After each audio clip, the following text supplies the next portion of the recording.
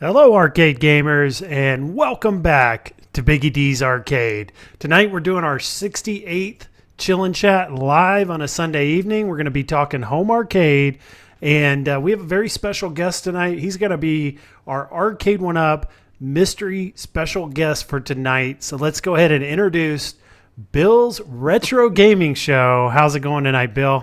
I am doing good. I'm doing good. Really? Arcade One Up guest? Okay. Yeah, you're going to be our Arcade One Up guest tonight. Just kind of following the heels or off the heel of the video or live stream that James Hates Everything had last night. He had a mystery guest. I thought it'd be a little bit comical, a little funny to call you our mystery Arcade One Up guest tonight. So hopefully you're all right with that. I got all the inside scoop. I know everything. So buckle up, people. Yeah, now with Arcade One Up, there is a lot of, speculation we're going to be doing tonight. We don't have many facts. I mean, there's not much going on behind the scenes, I think, at Arcade One Up right now, or at least no one knows about anything that's going on. So we're going to be doing a lot of speculation and just kind of giving our thoughts on what we think is happening right now. But let's go ahead and say hi to everyone who's made it in the chat. And go ahead, Bill. Before we get fully started, I just want to say Happy Father's Day. To all the dads out there. I hope everybody had a great day. If you're a dad, I hope you had a great day doing absolutely nothing, because that's what Father's Day is for. My daughter asked me to do this, so I have to do this real quick. These were gifts from her. Got a couple of new pops. These are from the anime Inuyasha, which is a great fun one. I love that show. So she got those for me. So I wanted to just show those off real quick. And again, Happy Father's Day to all the dads. Yeah, you want to show those again so we can see them? What are they? You can tell behind me, I love the Funko Pops. And these are a couple of characters from an anime called Inuyasha. Oh, okay. Very cool. Anime.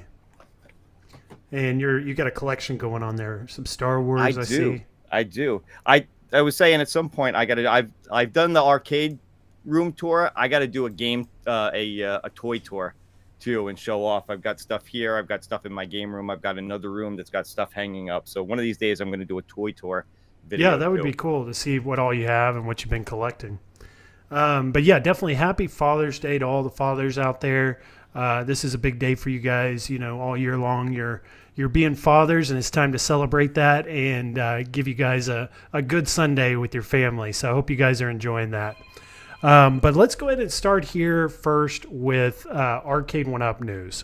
We've got a video that dropped last week. It was an IGN interview at Summer Game Fest, and I'd gone over this during my live stream last Sunday, but I'd wanted to get your thoughts, Bill, also on this video and what you think is happening right now with Arcade One Up and their promotion at the Summer Game Fest. What do you think is happening? Do you think this is a good sign for Arcade One Up, or do you think this is like desperation time for them? They're just trying to get any publicity they can find. What do you think's going on right now? So I wouldn't go as far as calling it desperation. Listen, it's nice to see them out at something, because we haven't really seen them do much of anything this year. This is just a way, I think, again, for them to just get out in front of new people, to try to get new eyes on their product, to get new customers interested in them. I said a lot of people have been talking about this. We know they didn't bring anything new there. They didn't show off anything new to get their current customer base excited. So for me, I see this as just a way to just try to, get some new eyes on their company and their product. It's not a bad thing. It's definitely not a bad thing for them to be there. Again, it's nice to just see them at something, to see them doing something, but it's not the kind of thing that's going to get, those of us who've been sitting here going, when's the new thing coming out, excited. Mm-hmm. Yeah, and that's what I found interesting at this event was they weren't showing off anything new. Typically we'll see them at events like this or similar to this in the past, and they'll be showing off a new product, or they'll be talking about something that's been announced that, there's going to be a product coming soon. This event was very different than what we've seen in the past, more so just showing off things they've created in the past, giving people information we kind of already knew. nothing new was unveiled at this event. Just or even kind of, hinted at. yeah, or even hinted at. Exactly. Yeah. And also, we are seeing new faces too at this event. This is the first time that we've really gotten to know this employee, which you'll have to remind me again his name, because we've only seen him once or twice. If I'm being honest, I do not remember his name off the top of my head. I had it on my thumbnail last week. Robert Pellerin. And he's, I guess, going to be the new face of Arcade One Up moving forward, or it seems so. And his emphasis was really on online play. That was what he focused most on when they were asked questions, was the ability to play these arcades online, and then also that they will be at Best Buy and other retailers. He didn't mention other retailers, just Best Buy. Let me see. Was there anything else I took from that? Because I feel like Best Buy's probably their number one retailer at this point. I'll tell you, by me, it's the only place that I even see a handful of them in stores. My Walmart doesn't carry them in stores anymore. I've never seen them in any of the Kohl's or Targets near me. So yeah, it's hard to find. They're hit or miss. I mean, some stores will have them, some do not. I actually haven't been in a Best Buy or Walmart here in a couple months, so I can't actually speak for what Arcade One-Ups are around me right now, because I haven't actually been in to see any. But I'll tell you, the last time I was at Walmart, there was very little inventory left. It was a lot of Pac-Man, Miss Pac-Man, maybe that Mortal Kombat Classic, and that was about it. And then Best Buy had very limited inventory. They had the Big Buck Deluxe. And then they had the Pac-Man Deluxe and Class of 81. But very limited in what they were selling in store. A lot of what you have to get online. And it was, just interesting this year at this event to see nothing new. So I started thinking, we finally see them in the spotlight at this event for the first time in a really long time for us, because we haven't seen them in a while. What could be coming? We have EVO coming in July. So EVO is just right around the corner, and here in almost less than a month now. And it got me thinking, if they're going to show something off new, when are they going to show it off? Where are they going to show it off? And what I thought was probably the most likely place and the most likely cabinet for us to see this year would possibly or probably be this Street Fighter Pro or XL that we got a leak of a couple years ago. Do you remember this cabinet? Oh yeah, I remember when that leaked. Matter of fact, it's funny. We were talking a little bit before the show. I remember when this was leaked. Console Kits was going to do a contest. I forget what the number was when he hit a certain number of subscribers, and it was something way out, because even back then we knew this was way out of the way. That he would wind up giving this away, and of course at this point now, who knows when or if something like this is ever going to come out.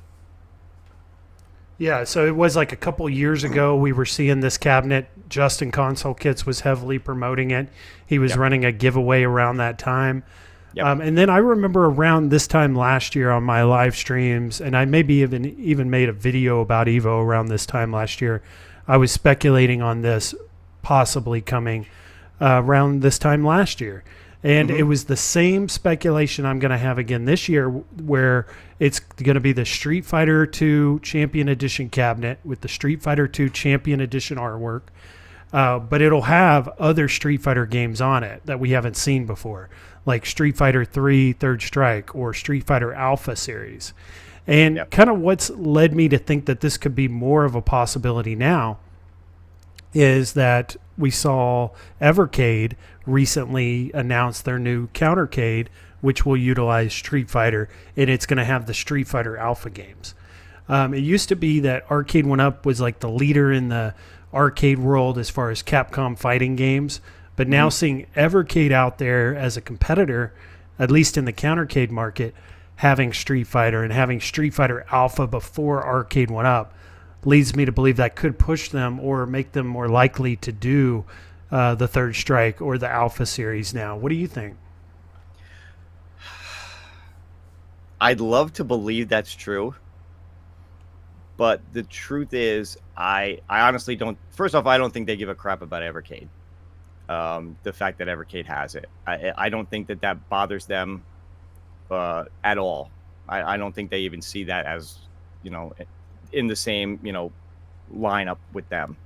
So while I would love to, first off, I think a pro is certainly very doubtful. I think they're still gun shy from KI. I don't think you're going to see a pro anytime soon, if ever again, if I'm being completely honest about it.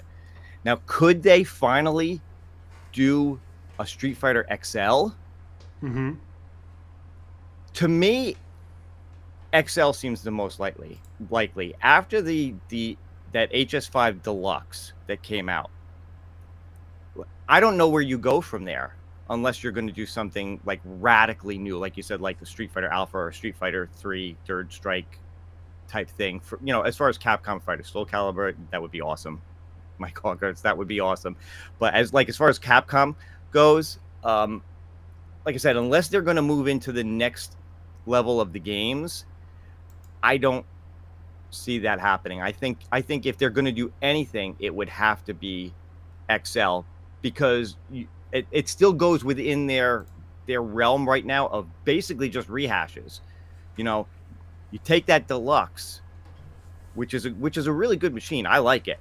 Mm-hmm. And you do an XL version of that, and you got something. But like I said, I honestly, at this point, with everything that's been going on with them this year, I really wouldn't even place bets on them even being at EVO. It'd be great, and it's fun to speculate, and it's fun to think about what they might do. But it won't surprise me if they're not even there at all. Now, one thing that leads me to believe that, you know, they may be at EVO this year is the fact that we, you know, have really only seen them this year in public at that event last week, the Summer Games Fest. That was kind of like the first time we've seen them in a long time. And it looked like they were there in partnership with Capcom. They were right next to the Capcom booth. And it looked like they've done this before, where they've utilized Capcom's booth or their their presence being there as a way of getting into the event and having a presence at that event. And I just think that this year, they're going to do that again with EVO. They're going to not really have like a huge presence at EVO, but they're going to have a small booth, just a little area where they can show off a cab or two. If you remember last year at EVO, it was the HS5 Street Fighter HS5 Deluxe and the Marvel vs. Capcom 2 cabinet that they were showing off. Do you remember that? Mm-hmm. Yep. And it was just a very little booth. They had like a little bit of advertising and some stand-up advertising for the two cabinets, but it was very small. It was just those two cabinets, and that's all they were showing off. And I feel like, again, this year we're going to get something similar, but and this is speculation again, guys, but I think they're going to do the X-Men 97 cab because that one just was released. And then that would make for a lot of some sense. reason, I have this gut feeling if we're going to get a new cabinet this year, especially a new fighting cabinet, it's going to be Capcom, it's going to be Street Fighter, and it's going to be Third Strike. And what led me to think that even more so was looking at the lineup this year for EVO. And we've got two Street Fighter games in the lineup coming up, the new Street Fighter 6. And then we've got Third Strike. Third Strike has still lived on throughout all these years. It's still a heavily competitive, highly played fighting game in the fighting game community to this day. And if we remember, Arcade went up once a low risk, high reward this year. If they're going to make anything new, it's got to fit that. It's got to fit that motto. And I just think Capcom, Street Fighter, their best relationship is Capcom. Their best fighter or best game that they've sold has been Street Fighter. Even though I think they probably sold more Pac-Mans, they probably sold more Mortal Kombat actually than Street Fighter. Street Fighter's been one of their most sold. They've made more versions of Street Fighter than we've seen of any other cabinet. So that makes me think that that's what we're going to get next. And this is just speculation, but wouldn't it be nice just to Go to the event here coming up July 19th. Walk in, see an Arcade 1-Up booth. They have the X-Men 97, and they've got their new Street Fighter Third Strike cabinet that they're showing off. And they're announcing, pre-orders now. And it would be, I think, like you said, an XL. I don't think we're going to get another Pro after the KI Pro and how that went.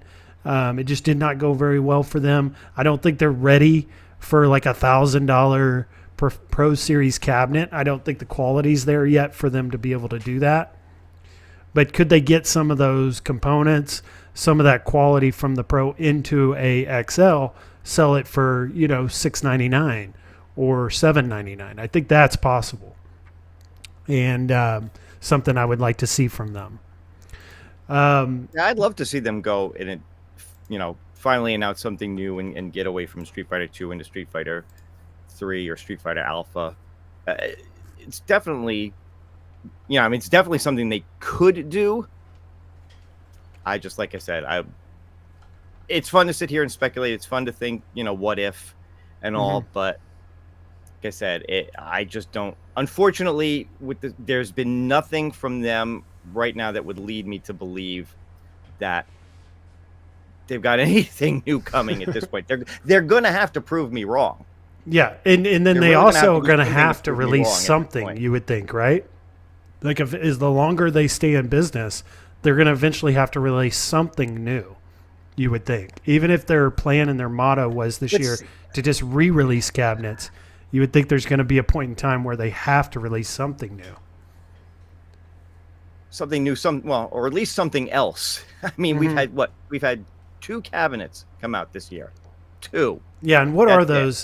Just so we can remember. X-Men 97. And Golden Tee. And then was Big Bug Deluxe last year? That was last year, wasn't it? That was last year. Yeah. So Golden Tee Deluxe and X-Men 97. Is that it? I think unless I'm missing one, unless something came out earlier in the year that I'm forgetting about, I think all the other stuff was towards the end of last year. Right. So,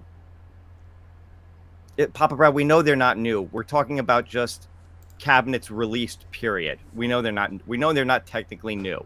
We know that. But what we're saying is, even if they just re-release something yet again, they have to put something out, period. Yeah. At this point, if all you've put out all year is 2 cabinets, even if they're rehashes, the same thing, it doesn't bode well for them at all. So, and again, we'd all love something new, but to prove they're still a company, I think they've got to put something else out, even if it's just, again, a re-release of one of their old things, even if it is like a Street Fighter XL or something like that. I think people would be excited to see an XL. I think there are people out there who would trade up to it. There's a lot of people who just want XLs.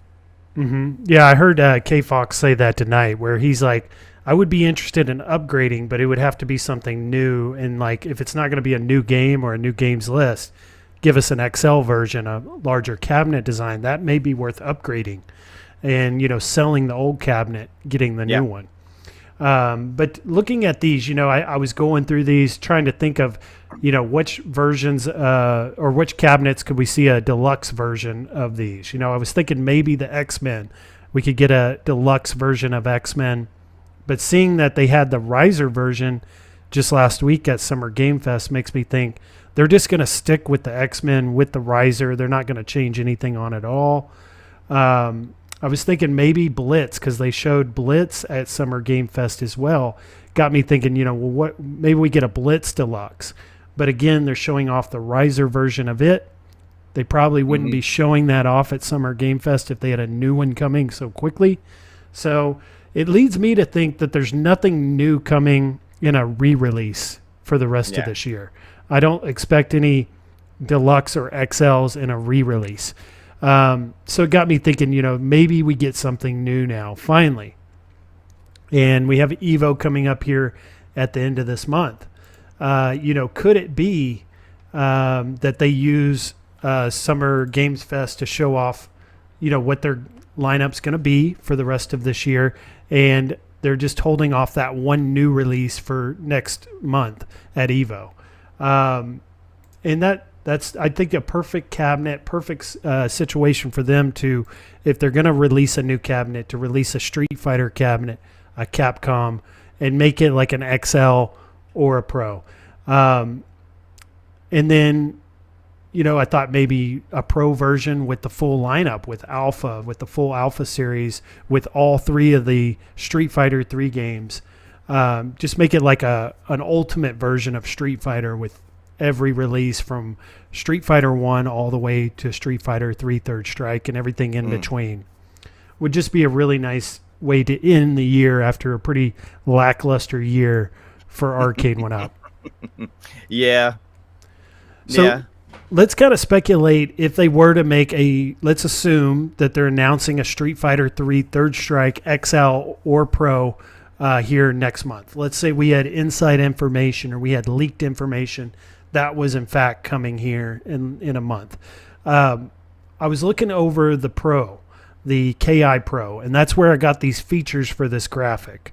Wi-Fi online multiplayer, flush cabinet design that stands 67.5 inches tall, 19-inch BOE LCD screen, HDMI out, light-up marquee, Suzo Hap joysticks and buttons, twin Yamaha speakers, molded coin door with a light-up coin slot for 1 to 2 player start, where it has the pressable coin slot where you can start the game that way. Faux metal chrome trim, faux Arcade 1-Up badge, stool with a backrest, licensed anti-fatigue mat, and a tin sign 18 by 24 inches. So looking at these features, I think we can automatically probably take out the tin sign and the fatigue mat. They got please. So much, and the stool. Get rid of the stool too. Cut this thing down from $1,000 to $700 or $800, and I think people would actually be excited about a Pro. Yes, and that's where I was thinking. Where can they cut cost to get the price from $999, which is what this cabinet design was supposed to be? It was supposed to be a Pro. How do they get that down from $999 to a more reasonable price of say $699? Or $7.99, and we'll talk about that next. I want to show Kevin's super chat here. He had sent over $2. I appreciate that, Kevin. He says we have to mod our own cabs now. 1-Up is done. He's already given up on Arcade 1-Up. Yeah, and he's under the belief now. There's a lot of that going around. I think a lot of people are giving, and with good reason. Like I said, they're not exactly making it look like they got anything exciting in the hopper at all. At this point. So there's good reason for a lot of people to be like, they're done. That's it. I don't know if you want to get into the speculation about the company being sold or looking to be sold. I mean, people have been talking about that for a while, but look, that's a very, very good possibility. A former employee who is heavily involved in social media has been saying for quite some time that they've been looking to be sold for a while. Yeah, just now I've been hearing it a lot, that they're trying to sell the company, and it does make sense, right? Everything we're seeing shows that they probably are trying to sell the company. They're not investing any longer in the company to make it bigger or see growth. They're really just trying to make a profit to where they can look profitable to someone else, and then they can get out from under this whole thing. That makes a lot of sense. Yeah. But also, and the bad truth is, if they're doing that, then just re-releasing the stuff that they know sells is a smart move for them. It sucks for us. Smart move for them. Yeah, and you think, too, if they do get sold to a really good buyer that wants to really grow the company and make some really cool stuff, that'll be better for us in the long run. Hopefully. Yeah, I mean, it's not, them being sold is not necessarily a bad thing. It would depend on who buys them and what they plan on doing with the company. Now, one thought I have is, if we all give up on Arcade 1-Up, like let's say as a whole, the community and all the fans give up on Arcade 1-Up, I think it becomes inevitability that ends up happening. But as long as there's fans and we're passionate about it, and a lot of the discussion we have on social media, on these streams, on YouTube, I think does guide and push and kind of encourage and that growth, or that for Arcade 1-Up to do the things that we want.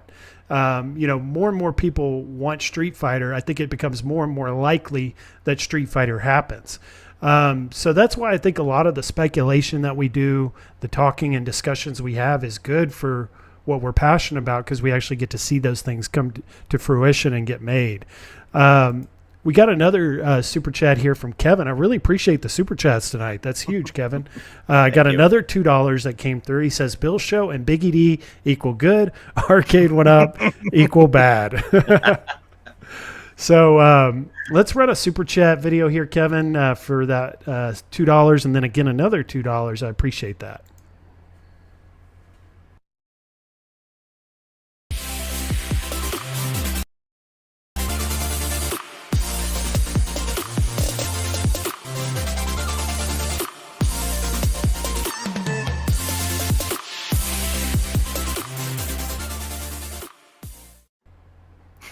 So, just getting back onto the subject of the XL or the possible Pro that could come next month at Evo, and if it were a Street Fighter cabinet, and they were using the same mold or the same design that we saw in the leak, this one here, and we're talking how can they get that price from $9.99 down to $6.99 or less. Easy ways to start are the Tensign, the fatigue mat, the swivel stool with backrest. I think just eliminating those three things, you could get it down at least $200 to $7.99. But they really, their XLs were their sweet spot, or where they were being sold were that $6.99 or less. So what else could they get away with? And I think they didn't do very well with the buttons and sticks. They were getting a lot of criticism for those ones they put in there. I think they put in the was it the Ultimates? And it should have been the Competition. Do you remember that? Something like that. Yeah, I don't remember off the top of my head exactly what they used for the KI. Yeah, I think they used the HAP Ultimate, and they should have used the HAP Competition joysticks. So it didn't seem like they were able to make the right decision on the controls, even with the extra money being spent, and making what's called a Pro. So maybe they eliminate that altogether. They just give us just the regular buttons, the regular sticks that we're used to getting in these cabinets, because we're going to likely replace those anyways. Really Pro. Yeah. Listen, if you're going to do that, you might as well just screw it and stick with it, and you just call it XL and be done with it, because then it's really no different than an XL. Yeah, that's what I say, is just get rid of the Pro line altogether. Forget Pro even happened. Yeah. Make this an XL, and how you get to that price is you eliminate the sign, the fatigue mat, the stool. You don't put in any upgraded sticks or buttons. You let us upgrade that on our own. And then I think you also have to cut out the Yamaha speakers. Do you remember the Yamaha speakers? They had that amp built into it. Yep. I think you got to get rid of that also. And then the coin door. I think you got to get rid of the pressable coin door. Maybe make it lit up, because we're seeing light up coin door slots on some of the cabinets now, some of the recent ones that were deluxe. God, I wish they'd be consistent with that. I mean, consistency is not exactly an Arcade 1-Up's repertoire to begin with, but man, how hard is it to just light up those damn coin door buttons, even if they don't actually do anything? It seems like it would be an easy thing for them to do, and do it across the board on all cabinets. Because the worst is when you buy a new cabinet and it has the light up coin door buttons, and then you buy another cabinet that's even newer that was released after it, and it doesn't have them. That's just, it's a huge pain on us, because we have to go then replace them or fix that for them. We got to drill holes in our kick plate to make that happen. It'd just be nice if they, like you said, just did it across the board on all cabinets. So those are, I think, easy ways they can get the price down and make it an XL. But this is all, things that we want to see. I think, if they're not going to bring us something entirely new, bring us something that's kind of like a re-release, just add some new games to it, and give us a bigger size. I think that's all we want. New games, a bigger design, bigger size like the XL. We haven't seen enough of those. The only XLs we've gotten to date are the NBA Jam XL, the Pac-Man XL, Yep. And that's it, right? Well, they did do that. The golden, they did NBA Jam twice. Oh, Golden didn't they? TXL. They did the Shaq and then the regular one, and then they did the Golden T. But the Shaq and the Golden T were the ones with those crappy monitors in them. Yeah, it was off to a really rough start when they did the XL. The Pac-Man XL, from everything that I've heard, that the people who did pick that up say they love that one. That's probably one of their best cabs to date.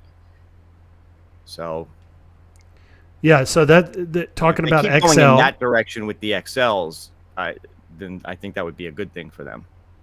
Yeah, they started pretty rough with the instead of having the BOE, they went with the TN monitor to kind of cut cost. They were also having problems sourcing BOE monitors at that time, right? Is what John said. Which didn't cut costs because those things were. I think the Pac-Man XL came out cheaper than those did with the better monitor in it. And I'm not even talking about when Costco started to discount them. I'm talking about their regular, original price was better. Yeah. Now, the original Pac-Man XL that was sold at Costco was going for what, $5.99? I think originally, yeah. And then they ended up selling a bunch of them for like $400 or $500 towards the end there. I know a lot of people got really good deals.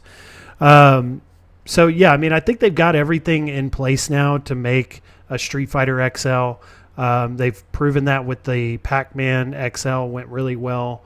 I think they could definitely do it and make it right, and people would be happy. It would also be low risk, too, for Arcade 1-Up. I think a Street Fighter cabinet they have a lot of experience with. They have a lot of experience working with Capcom. They can easily promote this cabinet at events like EVO, maybe other events towards the end of this year. I just think that's the right call. That's the right move to make right now. But talking about other, possible cabinets we've talked about a lot in the past, whether that be Robotron 2084, Smash TV, and then there is a lot of speculation behind them doing the Miss Pac-Man XL. What are some other ones? The Alien versus Predator XL makes a lot of sense for them. That's for sure. The Alien vs. Predator, while I think it's a great idea, and it has some really cool games on it, I don't think that one's ever actually coming. I think that one died just because they couldn't get any retailers to buy in on it. And so which one was this? The Alien vs. Predator? That was the AVP, yeah.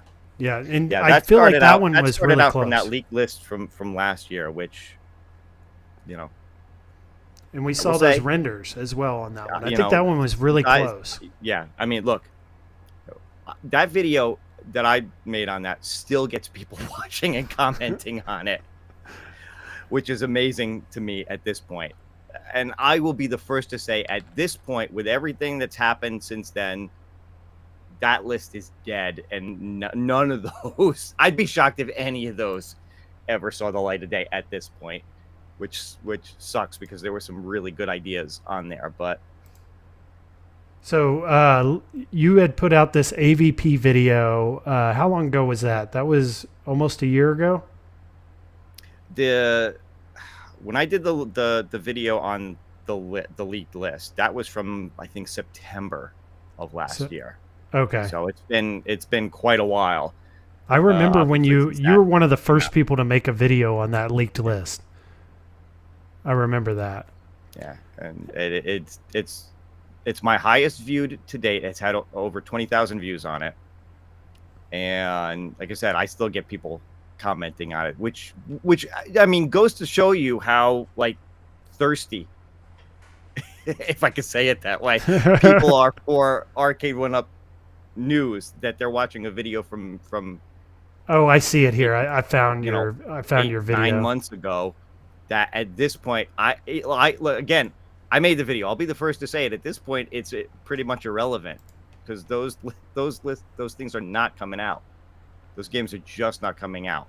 At the time, it made perfect sense, but we got kind of like a revised or a newer leaked list recently. Did you see that? That was a joke. Okay, so there was no, that was not real. No, That there was was no completely real. made There up. was no list. That was a joke. Yes, that was. As a matter of fact, if it's the one I think you're talking about, that was Michael B. He made a comment on a Facebook thing, and it was all a joke. Yeah, it had like Frog. Totally, It had like Frogger XL yeah, on there. he was totally kidding around on that. Okay, so no, but this leaked list that you made this video on, that had like 21,000 views, that one was a real list. That Yes. had, and did we end up getting any of those cabinets Nope. that were on that list? Not one, did we? Nope. Here, I think it's coming up here. I'm going through all your videos. I think you're way far back. Okay, I'm just trying to find it here. I want to say it was like 8 or 9 months ago. So You make a lot of videos, Bill. I try. When there's interesting stuff to talk about, I do. Like you do a lot of news throughout the week and stuff, but you'll have like one of these videos that like every once in a while that go viral, and it like goes outside of the community into the more mainstream. I wish I had more, to be honest with you. But a little bit. Keep going up. Yeah, because it wasn't that long ago. Ant stream. No, I think we went too far. I can't find it now. But don't worry about it. Don't worry about it. Look, at this point, everybody who's in this chat has seen it. I guarantee. I was just trying to remember what was all on that leaked list. Like what? I'd have to go back and look. But it was. I mean, like I said, it was some that were very, very plausible. There was track and field was on there. AVP was on there. The AVP. Smash was Ninja Smash Turtles, TV but on they there. had that as the Cowabunga collection, which was dubious. Mm-hmm. Star Wars XL. Oh yeah, made Star a lot Wars of XL. sense. Outrun, not Outrun. Off Road, which is interesting now that the Buy Stuff store is doing that super sprint. That's just mind-boggling to me, though, that entire list, not one of those cabinets got made. Not one. Let's see here if I can find it, because I want to go back over that with you. Let's see here. Yeah, I can't find it right now, but there was... I remember a XL version of Star Wars. I thought that one was a good one. I thought like if we were going to get a Star Wars again, it was going to be an XL version. And that one I felt like I'm was... actually trying to remember if Street... Nooner says 720. And agree. 720, even in the video I said, that ain't coming out. Oh, yeah, the 720. 720 never would have happened. There was Think no about way how they would hard... ever make that would have been to make a 720. It would have been incredibly hard. The controls would have been near impossible, and they don't have a very good track record with controls. You know, like Paperboy, it's pretty much unplayable. So it's like that one I didn't think was even possible, which makes me think, you know, if some of those cabinets weren't possible, how real was that list in the first place? You know, it's like how much do you think those were actually going to get made when some on the list were not even possible? I think there were a couple of them that were legit ones that they were at least considering. In some way, in a lot of ways, that was John D's wish list. We'll just put it that way. That's how it got leaked, right? It got leaked because John left the company. Yes, absolutely. That was the whole point.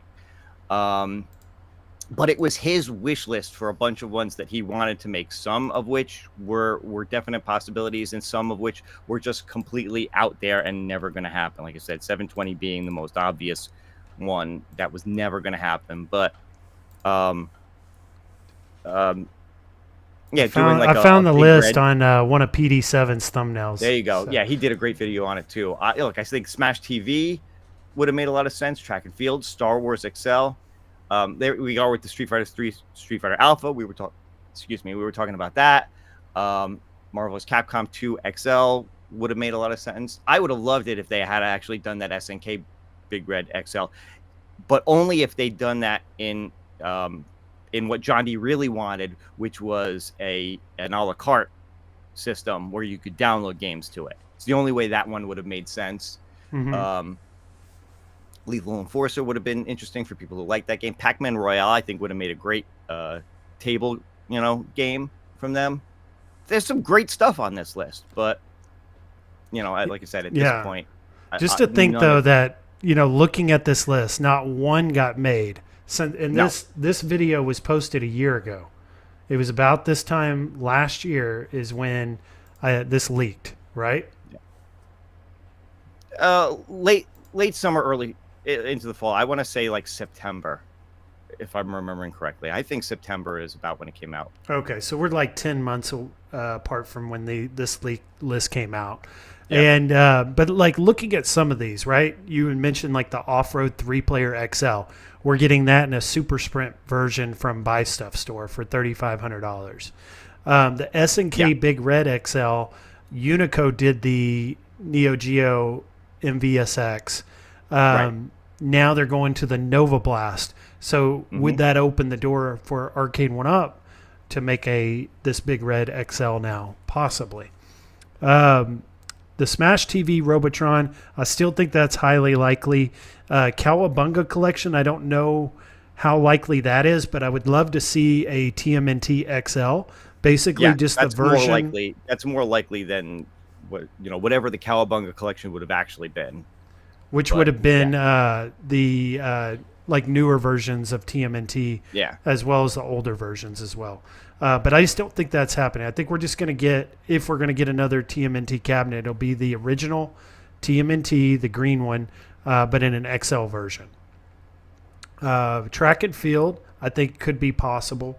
Star Wars XL, I think is still possible. AVP Big Blue V2, I feel like if that was going to happen, it would have happened around the time of the new Aliens movie, which is about to release. And I think, we haven't heard any news on that yet. No announcement. The longer time goes on, closer to the release of that movie, I think it's less likely that it'll happen. The one we speculated on tonight, the Street Fighter 3, Street Fighter Alpha, they call it a Legacy. I would like to speculate and hope that it's an XL. Yeah. An MVC2 XL, I think, is more or less likely now that we got the X-Men 97.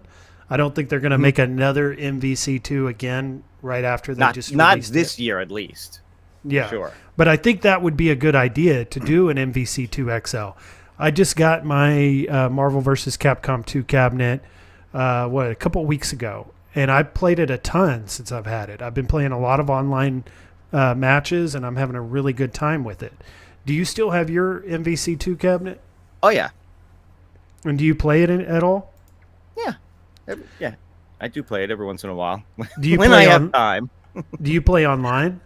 Not at all. Okay. I'm awful, and it's no fun for me because I get my ass kicked in about 30 seconds. Sometimes I just like playing the computer or playing with my family or whatever, and just having fun with it. Online. And I don't know. Again, it's so tough because I know. Again, if we go back to that IGN thing, they were so hyping the online. Yes. And it's so sad to go on these cabinets and see nobody actually playing them online. And if you do get somebody playing, like I said, on like they're all playing the fighter games, and they're all like freaking pro gamers. And it's disheartening when you're not that good. You can't find somebody at your level to play. So I don't even bother. They do show the rank, so you can jump into people with low ranks and only fight those people. And that's what I've been doing. And I've kept about a 500. Every once in a while I'll get into a game with like a level 20 or 22, and they'll kick my butt. But if I play someone that's like a level 10 or lower, I seem to be able to compete with them. So I'm having a good time with it. Every time I jump into Marvel vs. Capcom online, it's almost like all the rooms are full. There's constantly people playing.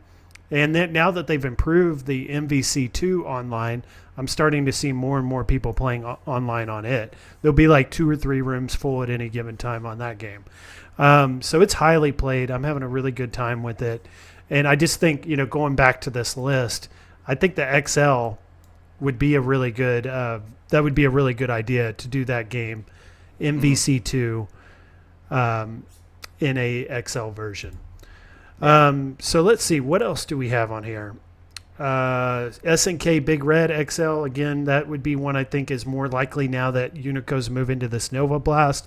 Seems like they're all in on that right now, not too focused on the MVSX much. The problem right now. I have at this point is, if they did it, I don't know what it would be. Like I said, John D was hyped about the idea of doing almost like an a la carte type system at some point, and this is the only one, or this is one of the few where it would actually make sense to have something where you could just buy new games for it to download, buy the games you want and download it. I think if Arcade One Up did this right now, it would be like their others, and they'd pick 14 random SNK games and just throw it on this, and that's what you would get. And if you can get the Unico one that's got like 50 games on it, why would you buy the Arcade One Up one with only 14 games on it? So because it's an XL and it's got the bigger screen and it's got the bigger cabinet design.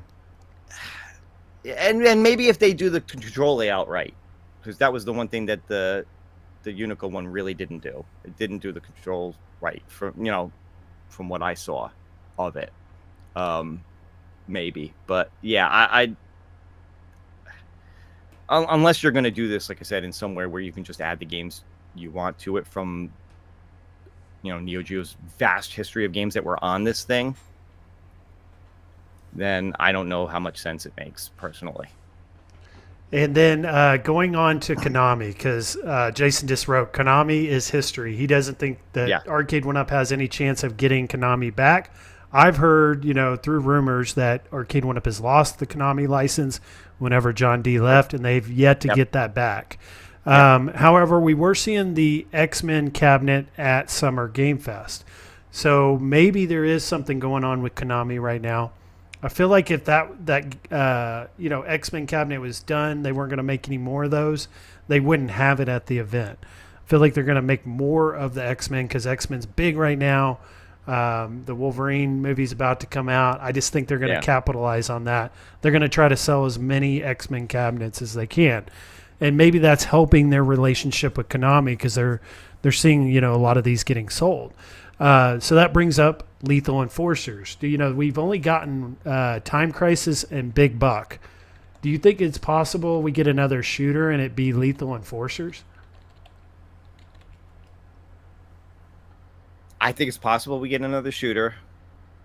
I don't know if it would be Lethal Enforcers. I think at one point, when people, back when people were talking about this, I think it was either Michael B or somebody had Cyrus on, or maybe it was back when he was doing that One Up show, and Cyrus basically said they had no plans at all to do Lethal Enforcer. So that may have been one of the red herrings on this list to begin with, because we know that there were a few that were, not going to be real at all. But yeah, I mean, I think they'll do another shooter at some point.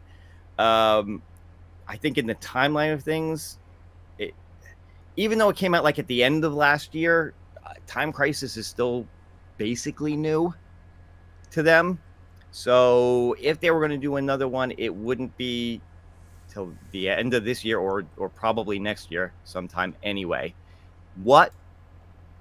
I don't know. I know everybody would love to see House of the Dead. I just don't know if that's going to happen.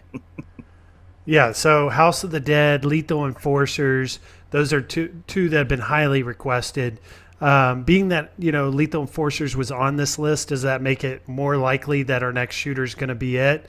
I don't think so. It could be any shooter that, could be a possibility of many different games. But I think Lethal Enforcers is highly possible. Pac-Man Battle Royale. That's one I see a lot at the arcades. It's a big table. A lot. 4 people can play at any given time. Depends on where you go. I've seen 6-player versions of it. So you have? Okay. Yep. And looking at it, do you think they could utilize the Infinity Game table somehow to help make this? or do you think they would use some like I think it screen actually that comes makes from more sense Namco? for it to be an app on the Infinity game table. Oh yeah, that's to think about it. Like just adding an app to the Infinity game table, playing Pac-Man Battle Royale that way could be a possibility. I'd almost, now that you say that, I'd almost see them doing that rather than actually making a Pac-Man Royale table. As cool as I think that would be, first I'd love to see them do it in the pub table format, but I think that format's dead.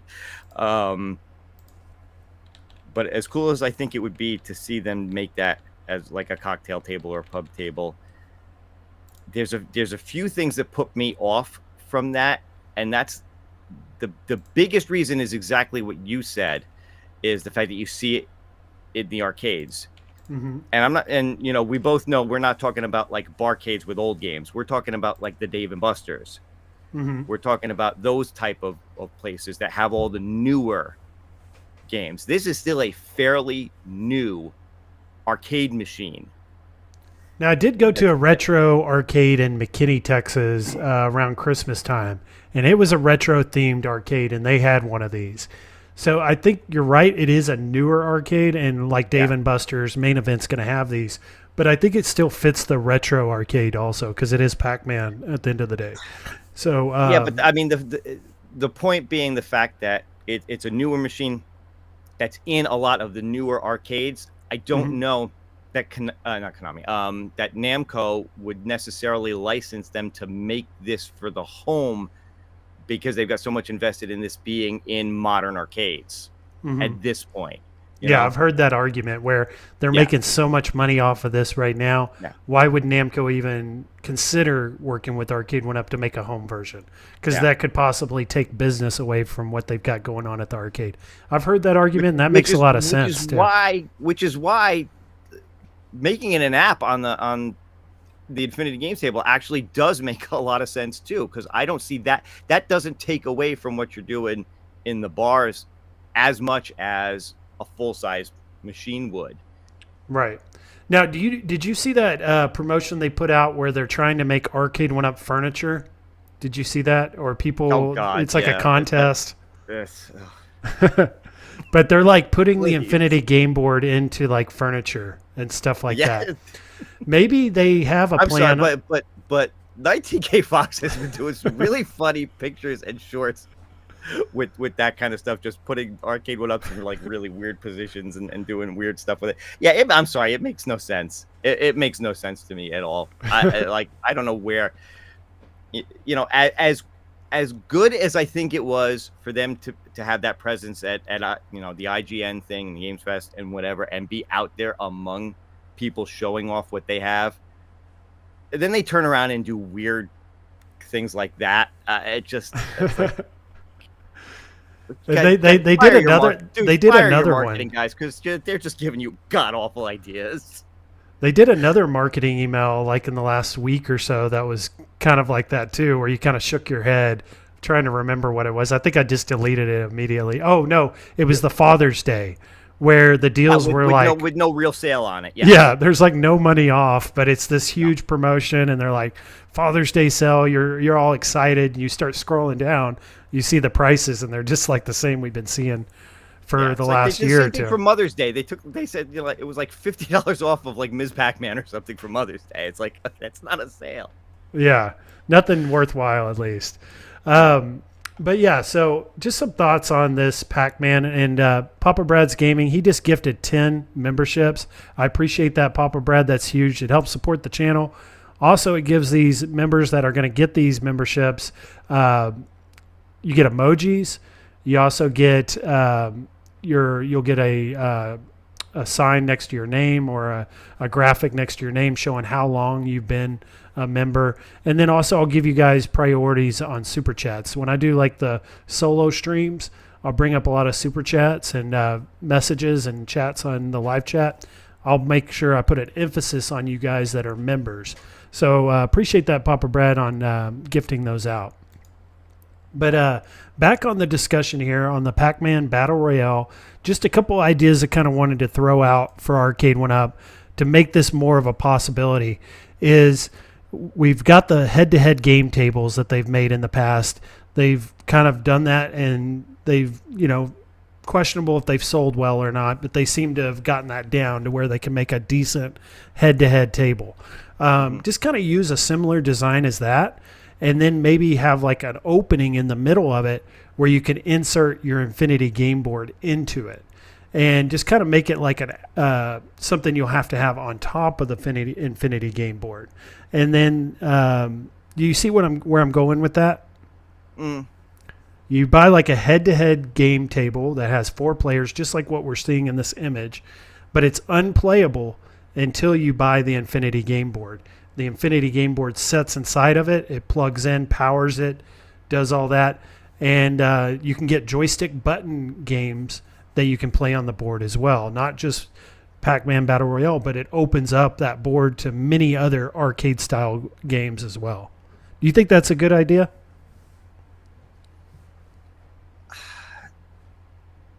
It's an interesting idea. I don't know if that takes away from the Infinity game table itself. I mean, I know they've got the table, they've got the board, and there is speculation right now, because there is an FCC listing out there for it, that they're going to be possibly bringing out a newer version of the Infinity game table.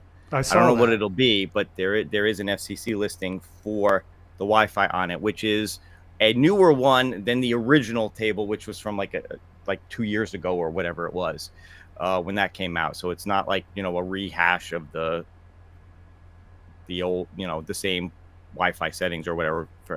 I don't know what it means, but yeah, it's not confirmation that a new Infinity game board or table is coming, but it is possible, or we have evidence that it could be happening. Yeah. So just, an idea, just a thought here live on air of, how can they expand that business? Because they seem to be doing very well with the Infinity game board and table. That seems to be one of the products they want to keep making and they want to continue to promote. But it doesn't really fit their name. It's Arcade 1-Up is the name. How does the Infinity game board and table fit into that name? And I was just trying to think of like how could they do that, is to make like a head-to-head game table for your home that you throw that board into. It hooks it up, it powers it, and it gives you other controls other than the touch screen on the board. I think that could be something that they could do, and just an idea for Arcade 1-Up. Maybe that's what's happening. Maybe that's what's coming. Could be. So let's go back here to this list, and let's take a look at this last title here on here. 720. 720, I just don't think is possible at all. No. Do you think they could in any way do that? No, not at all. I just don't think so either. No. I don't know how that one ended up on the list. Of all these ones, I think that is by far the most least likely to happen. And if they were able to pull that off, I'd like to know how, because how are you going to get it in the price that you charge for these? Between the way that cabinet looks, not that Arcade 1-Up is beholden to exactly the way that the arcade system, the arcade games look. We know that for a fact. But if they were to try to get it close to the look of the arcade, then that's got some kind of a unique joystick on it. I don't think it's quite the same as like the what is it, 48-way joystick that the Blitz and all has. I don't think it's quite the same as that, but kind of something a little similar. And then what other game do you put with it? Yeah, that would fit that structure and have that same joystick. Yeah, that would use those controls. Because I don't think they're doing themselves any favors throwing games onto cabinets that don't work. Like on the MK cabinet, throwing Paperboy onto that. I don't think that helps them in any way. They would actually be better off having one less game on the cabinet than to do that. Circular, thanks, Jason. Circular joystick, yeah. So it is something it's a unique control for sure. So I don't know what else even goes with that. Yeah, is there another arcade game out there that would use that circular joystick that they could put on there? And would it fit the license? Like, could they make it work under that license? No. We were talking last week about one game Arcade 1-Up cabinets, and T2 was one of those that just had one game. And I feel like T2 was highly successful for them. It just kind of depends on the game and the license. Mm-hmm. Can it hold up with just one game on there? Some can do that. I think if they were able to make a 720 and somehow make that work, I think that could be a one-game cabinet, and it would be successful. But again, on the artwork, I think the artwork it's very unique, and it has, I think, a look to it that probably only attracts a certain number of buyers, where there's going to be a large group of people out there that think like the 720 artwork is ugly, and they're not going to want that in their home. So I think Arcade 1-Up also has to be careful too in the cabinets that they pick and decide to make in the future. They have to be, what do we call it? 100% risk proof. Like, it can't in any way be a failure. It has to 100% be a success. And the only one that comes to mind right now for me off of this list that we were just looking at that fits that is going to be that Street Fighter 3, Street Fighter Alpha. And I wouldn't want to see another deluxe. It would need to be an XL, I think. We've had enough Street Fighter cabinets to where now I think it's finally time that they do an XL version of Street Fighter. And that's going to be the one I go with. Like, if I had to put my money on what's coming next, that's what I would put it on. And I would also make Evo, mark that off on the calendar. I think that's the date they would announce a new cabinet if they were by the, towards the end of this year. So good discussion. We talked Arcade 1-Up for an hour, and there's really not just way longer than we should have, but okay. And there's really not much to talk about as far as Arcade 1-Up. So I would say that's pretty cool that we could at least have fun talking about that for that amount of time. But let's move on now. Let's transition and switch to some new subjects here. And one of them I wanted to get into next is going to be New Wave Toys. Did you watch Shiloh's interview? He came on the channel. Glenn was on there as well just a couple weeks ago. I saw his original interview with Glenn. Sorry to say I didn't get a chance to watch him on your show. I'll probably have to go back and do that at some point. Okay. Yeah, he came on just a couple weeks ago, and we started off the stream mostly talking about Golden Tee, because Golden Tee is like their newest product. That's the one. I think as of today, tomorrow is the last day to pre-order this Golden Tee with the real arcade stick from Glenn's retro show. It's the last. Well, it's the last day, I believe, to get the discount. Oh, is it? Okay, so you can still pre-order. I don't remember if they close the pre-orders at that point, or if just the discount doesn't work. But either way, if you're gonna pre-order it, you want to do it and get the discount on it if that's what you want to do. So we have 21 hours left right now. Save 20% with code Golden35. So we may be able to pre-order. You're saying after tomorrow. Just you won't get the 20%. Yeah, I forget if they.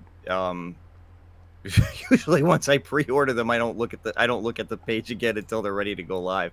I don't remember if they close the pre-orders after that, and that's it. Did you pre-order? I did. Okay. And I pre-ordered this one, the full with the full size control and everything on it. Okay, very good, very cool. So you got the full package, the whole thing, and then what did that come out with shipping and everything? Do you know? So I will tell you the discount basically saved me the shipping price, because it brought it down to $320.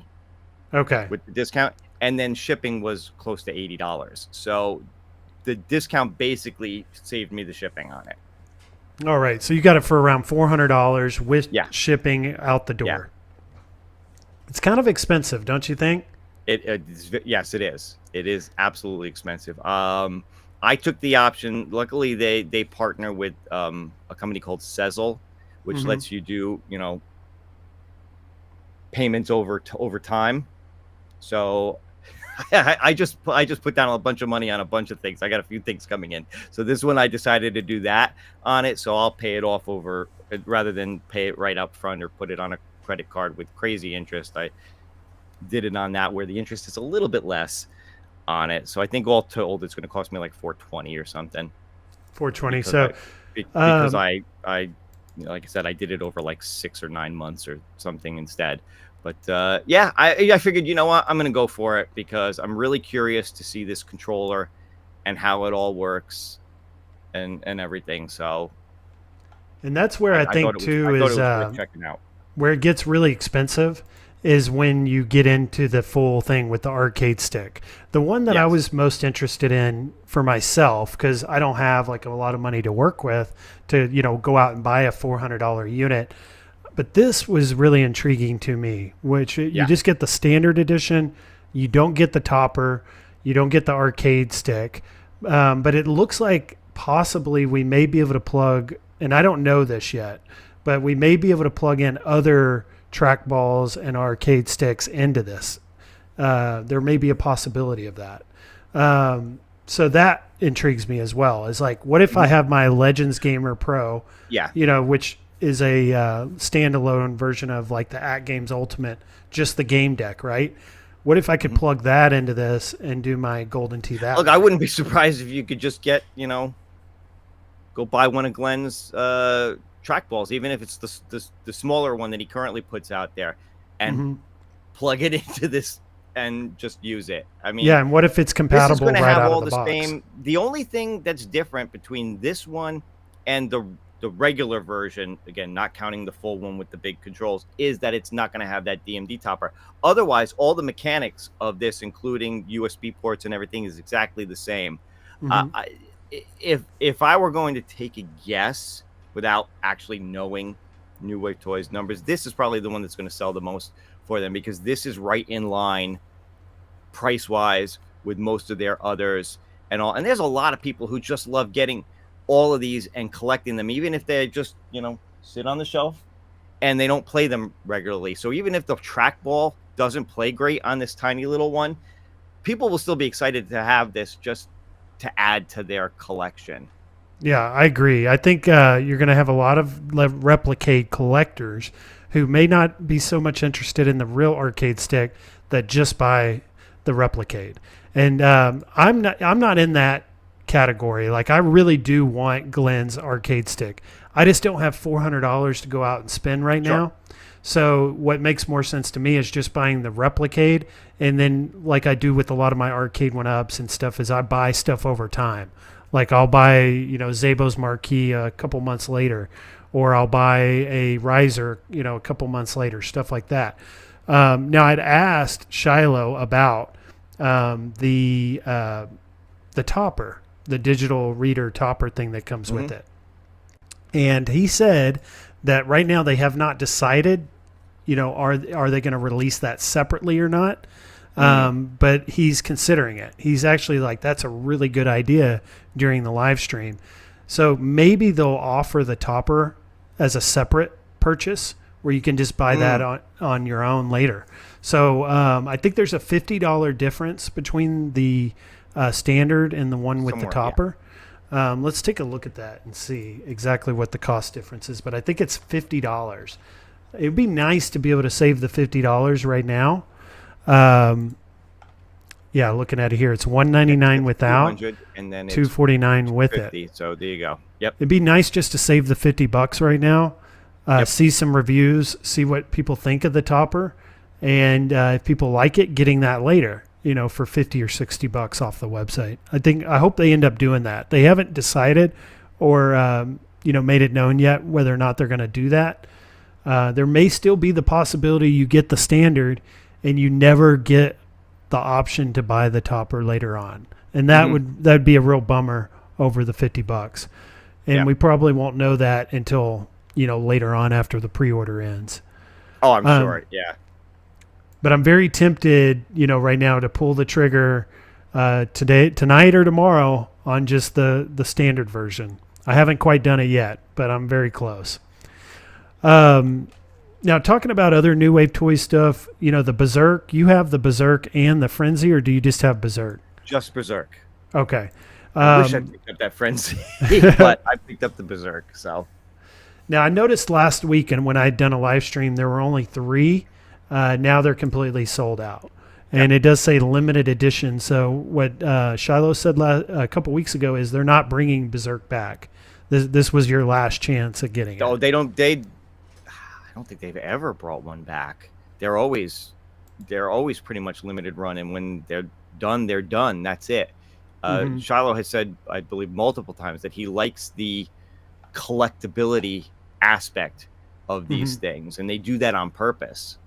Yeah, to make them not so available so people can collect these and they'll go up in value. I heard him say that as well. He likes the idea of them going up in value. Some people don't like that, though. I've heard the opposite end of that opinion, in that people don't like that they do that, because then it makes it difficult for people to go get like a Food Fight or a Missile Command or one of these older cabinets that they've made in the past. Kind of eliminates that possibility, because they're 2-3 times as much if you want to get one of the older ones. I think on that, hearing both sides of the spectrum on that, like, do you want to have it be limited because you want it to go up in value, or do you want them to keep making them so they're available and you can collect them all?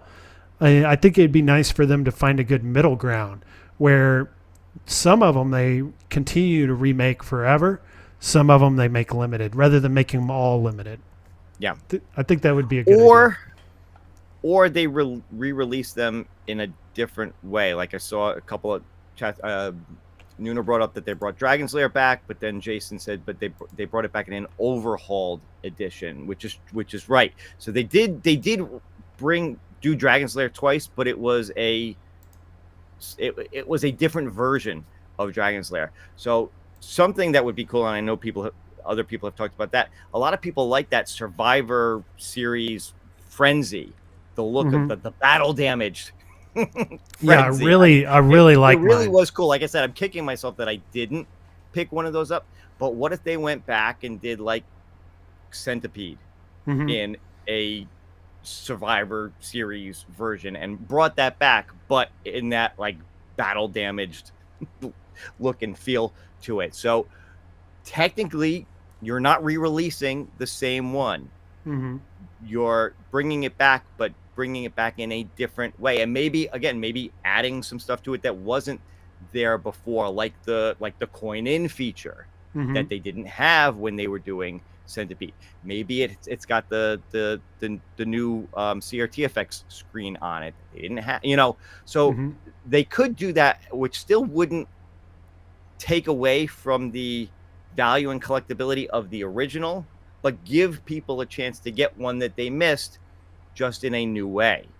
And I don't know if that's something, I think that's been brought up to Shiloh before. I don't remember if he said that was a possibility, or just maybe it was something they think about. I think that's a good that would be kind of an answer or a solution to this problem for like the new buyers having a shot at getting some of these cabinets. Yeah, because without paying an arm and a leg on eBay. Right. Yeah, because like I'm considered a new buyer of New Wave Toys. Like I just started within probably the last 6 months, where a lot of the people have been doing this for years and they've collected a lot of them. Us new buyers don't have the chance of going back and getting some of those cabinets that some of these other people have. So could the answer be, let's make a Survivor Series version of all these cabinets, giving everyone a chance to get the new cabinets with the new features? Also, I think you'd have a lot of people that bought the previous one go and buy the new one because of the new features as well. So it would increase sales of your current customer base, your long-standing customer base, as well as your new customers or new potential customers. But yeah, I think you're right on that Survivor Series. It was for me, I didn't like it at all when I heard about it. I thought it was kind of ridiculous, actually, the whole idea of selling like a cabinet that is brand new but looks destroyed. I thought it was kind of dumb. But then when I saw the reviews of it and I saw what it looked like, I was sold instantly. It's like I had to see it for me to understand it. And then once you see it, you're like, oh man, they did a really good job with this. This is the way I want most or all mine to look going forward. I think they could sell like their whole line of cabinets again in a Survivor Series and they would all be as or more successful than the ones they sold before. So that's great. I would love to see that happen. But so we were talking Golden Tee. That's the one that you can pre-order. The either the pre-order ends tomorrow or the 20% ends tomorrow. But it sounds like from Bill, it's just the discount. So we should be able to continue. Like I said, don't quote me on that because I honestly don't remember if they actually close. They may close the pre-order as soon as it's done. I don't remember. Like I said, somebody in the chat's got to tell me if they typically do that or not because I don't remember. Yeah, it's too bad Glenn or Shiloh's not in the chat to confirm for us. Yeah. But we'll know tomorrow either way. Looks like we just got a super chat coming through here. 3D Trekker. He sent over $5. He says, great stream, guys. I appreciate that, 3D Trekker. $5 is huge. Goes a long way in supporting the channel. And let's run a super chat video for that.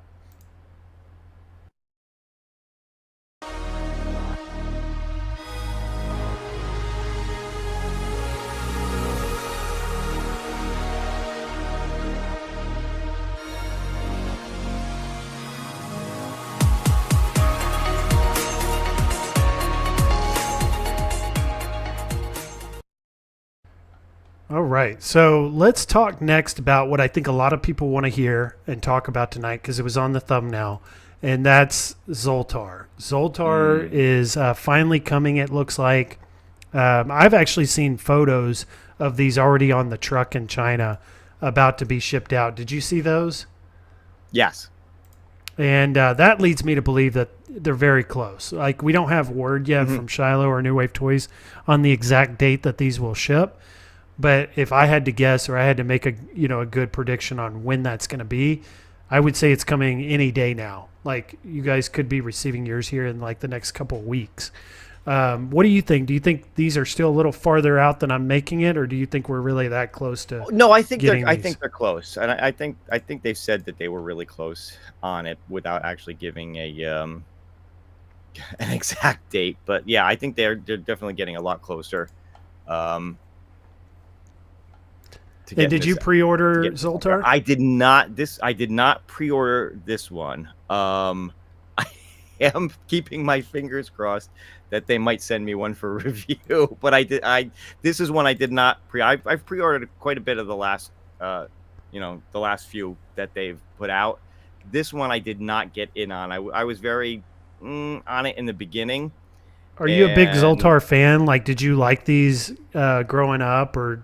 When you see them in the arcade, do you stop? The only thing that gives me nostalgia on this is being a fan of the movie Big. That's the only thing that gives me nostalgia on this. I've seen these in arcades. I actually saw one in an arcade recently down in Maryland.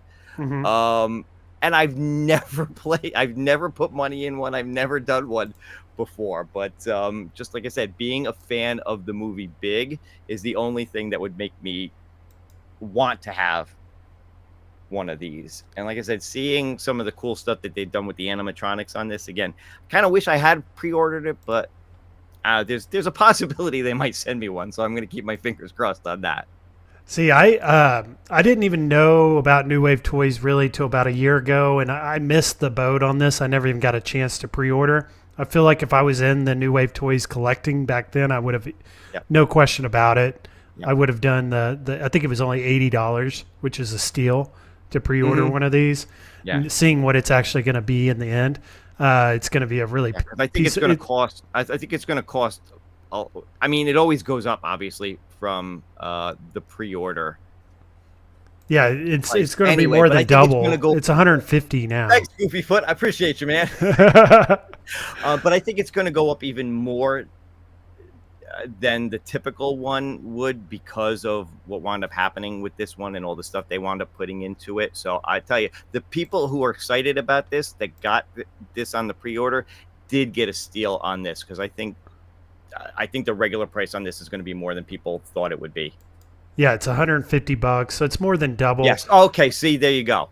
There you go. I mean, and then I've got a preview video, a trailer for this when it originally was announced, and we'll see in the trailer it was originally going to be $99, so it went up $50 between the trailer and today. So I just think cost of things are going up. Also, I think the time and effort spent in making this perfect. I mean, they went through, a ton of time and effort into making this thing work and look and appear just like the real Zoltar Speaks machine. So I think that all that it made that cost go up over time.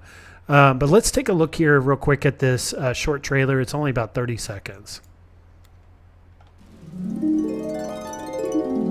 Zoltar the Gypsy at your service. Today is your lucky day, my friend, for I have a fortune especially for you. Listen closely. Sometimes you can tell a wise person not only by what he says, but also by what he doesn't say. Remember, it is much better to say little than to say too much and regret it later. Give Zoltar your treasure. I have much wisdom to share with you. So we could see there it was 99 on that trailer there. So it went up $50, which is significant. 1/3 of the price now, higher than what it was originally. But I have one of these Zoltar Speaks at our local arcade here, Castles and Coasters, and I went and saw that last weekend. And it is a different color cabinet. I think they made, different variations of color on this. But the actual cabinet, the rest of it is spot on. It looks almost identical to what I saw at the arcade. So I'm super hyped about this. I'm also going to get one for review. Shiloh had said he's going to send Biggie D's Arcade one of these for review. Oh, good for you. Nice. Yeah, so what I'm going to do is I'm going to take it up like I did with my Frenzy review to the arcade, have it there in the background while I review it. I'm going to unbox it, give my initial impressions right there next to the real thing. I think that goes a long way. Oh, cool. Nice. And I'd gotten that idea from Steps Gaming. Steps Gaming was the one who did the Berserk review at her local arcade with the real thing behind her. And I was instantly like, that's such a great idea.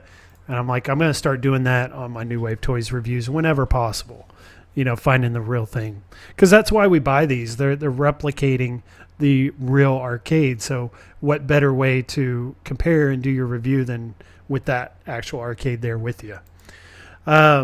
But I think a lot of what, we're just talking about delays and how long it took for this to actually happen and be released. There was this ticket dispenser that actually really dispenses a real Zoltar Speaks ticket whenever you use it. And I think that delayed it. They were having issues with that dispenser. And they ended up having to go through another manufacturer and change out that part entirely. But now supposedly it works perfect. So that's one thing I really like about New Wave Toys is rather than cut corners or take things out of something just to get the release out quicker, they will actually backtrack, take more time, go back to the drawing board and find something that works rather than cutting it out. And I love that about them. When you pre-order something, it could take a really long time, but I always know when that happens that they're actually working on something. They're trying to make it better. So the final product is perfect when you get it. Yeah. And they were good about it too, because they were good about letting people know. And I think at one point they even said to people, look, this is taking longer than we wanted. We apologize. If you want to cancel your pre-order, you can. So they were giving people the option to even cancel it because of which I don't think they normally do. Yeah, I remember that. And that was recent too. That was only about a month ago that they had offered those refunds on it. And I'm wondering, how many people took the refund? I don't think many at $80, knowing that it's going to be $150 now. Yeah, probably not. I don't remember when we, I haven't been following this well enough to know exact timelines for when they announced that it would be that 150, but it could be the price had already gone up by that point. Yeah. Also on Zoltar too, it's funny how, like you said, you kind of like Zoltar, you have more of a nostalgia for it because of the movie Big. I think a lot of us do. I think that's where I remembered it growing up, was from the movie, and that's what I relate to Zoltar is Big. But it's funny, there's arcade collectors that don't normally buy New Wave Toys that are super interested in buying a New Wave Toys for the first time, or getting this Zoltar because it is part of an arcade, and a lot of the people that are into real arcade collecting don't have Zoltar machines. They're not easily or readily available to purchase. So I see a And lot of these it's being something sold. very unique.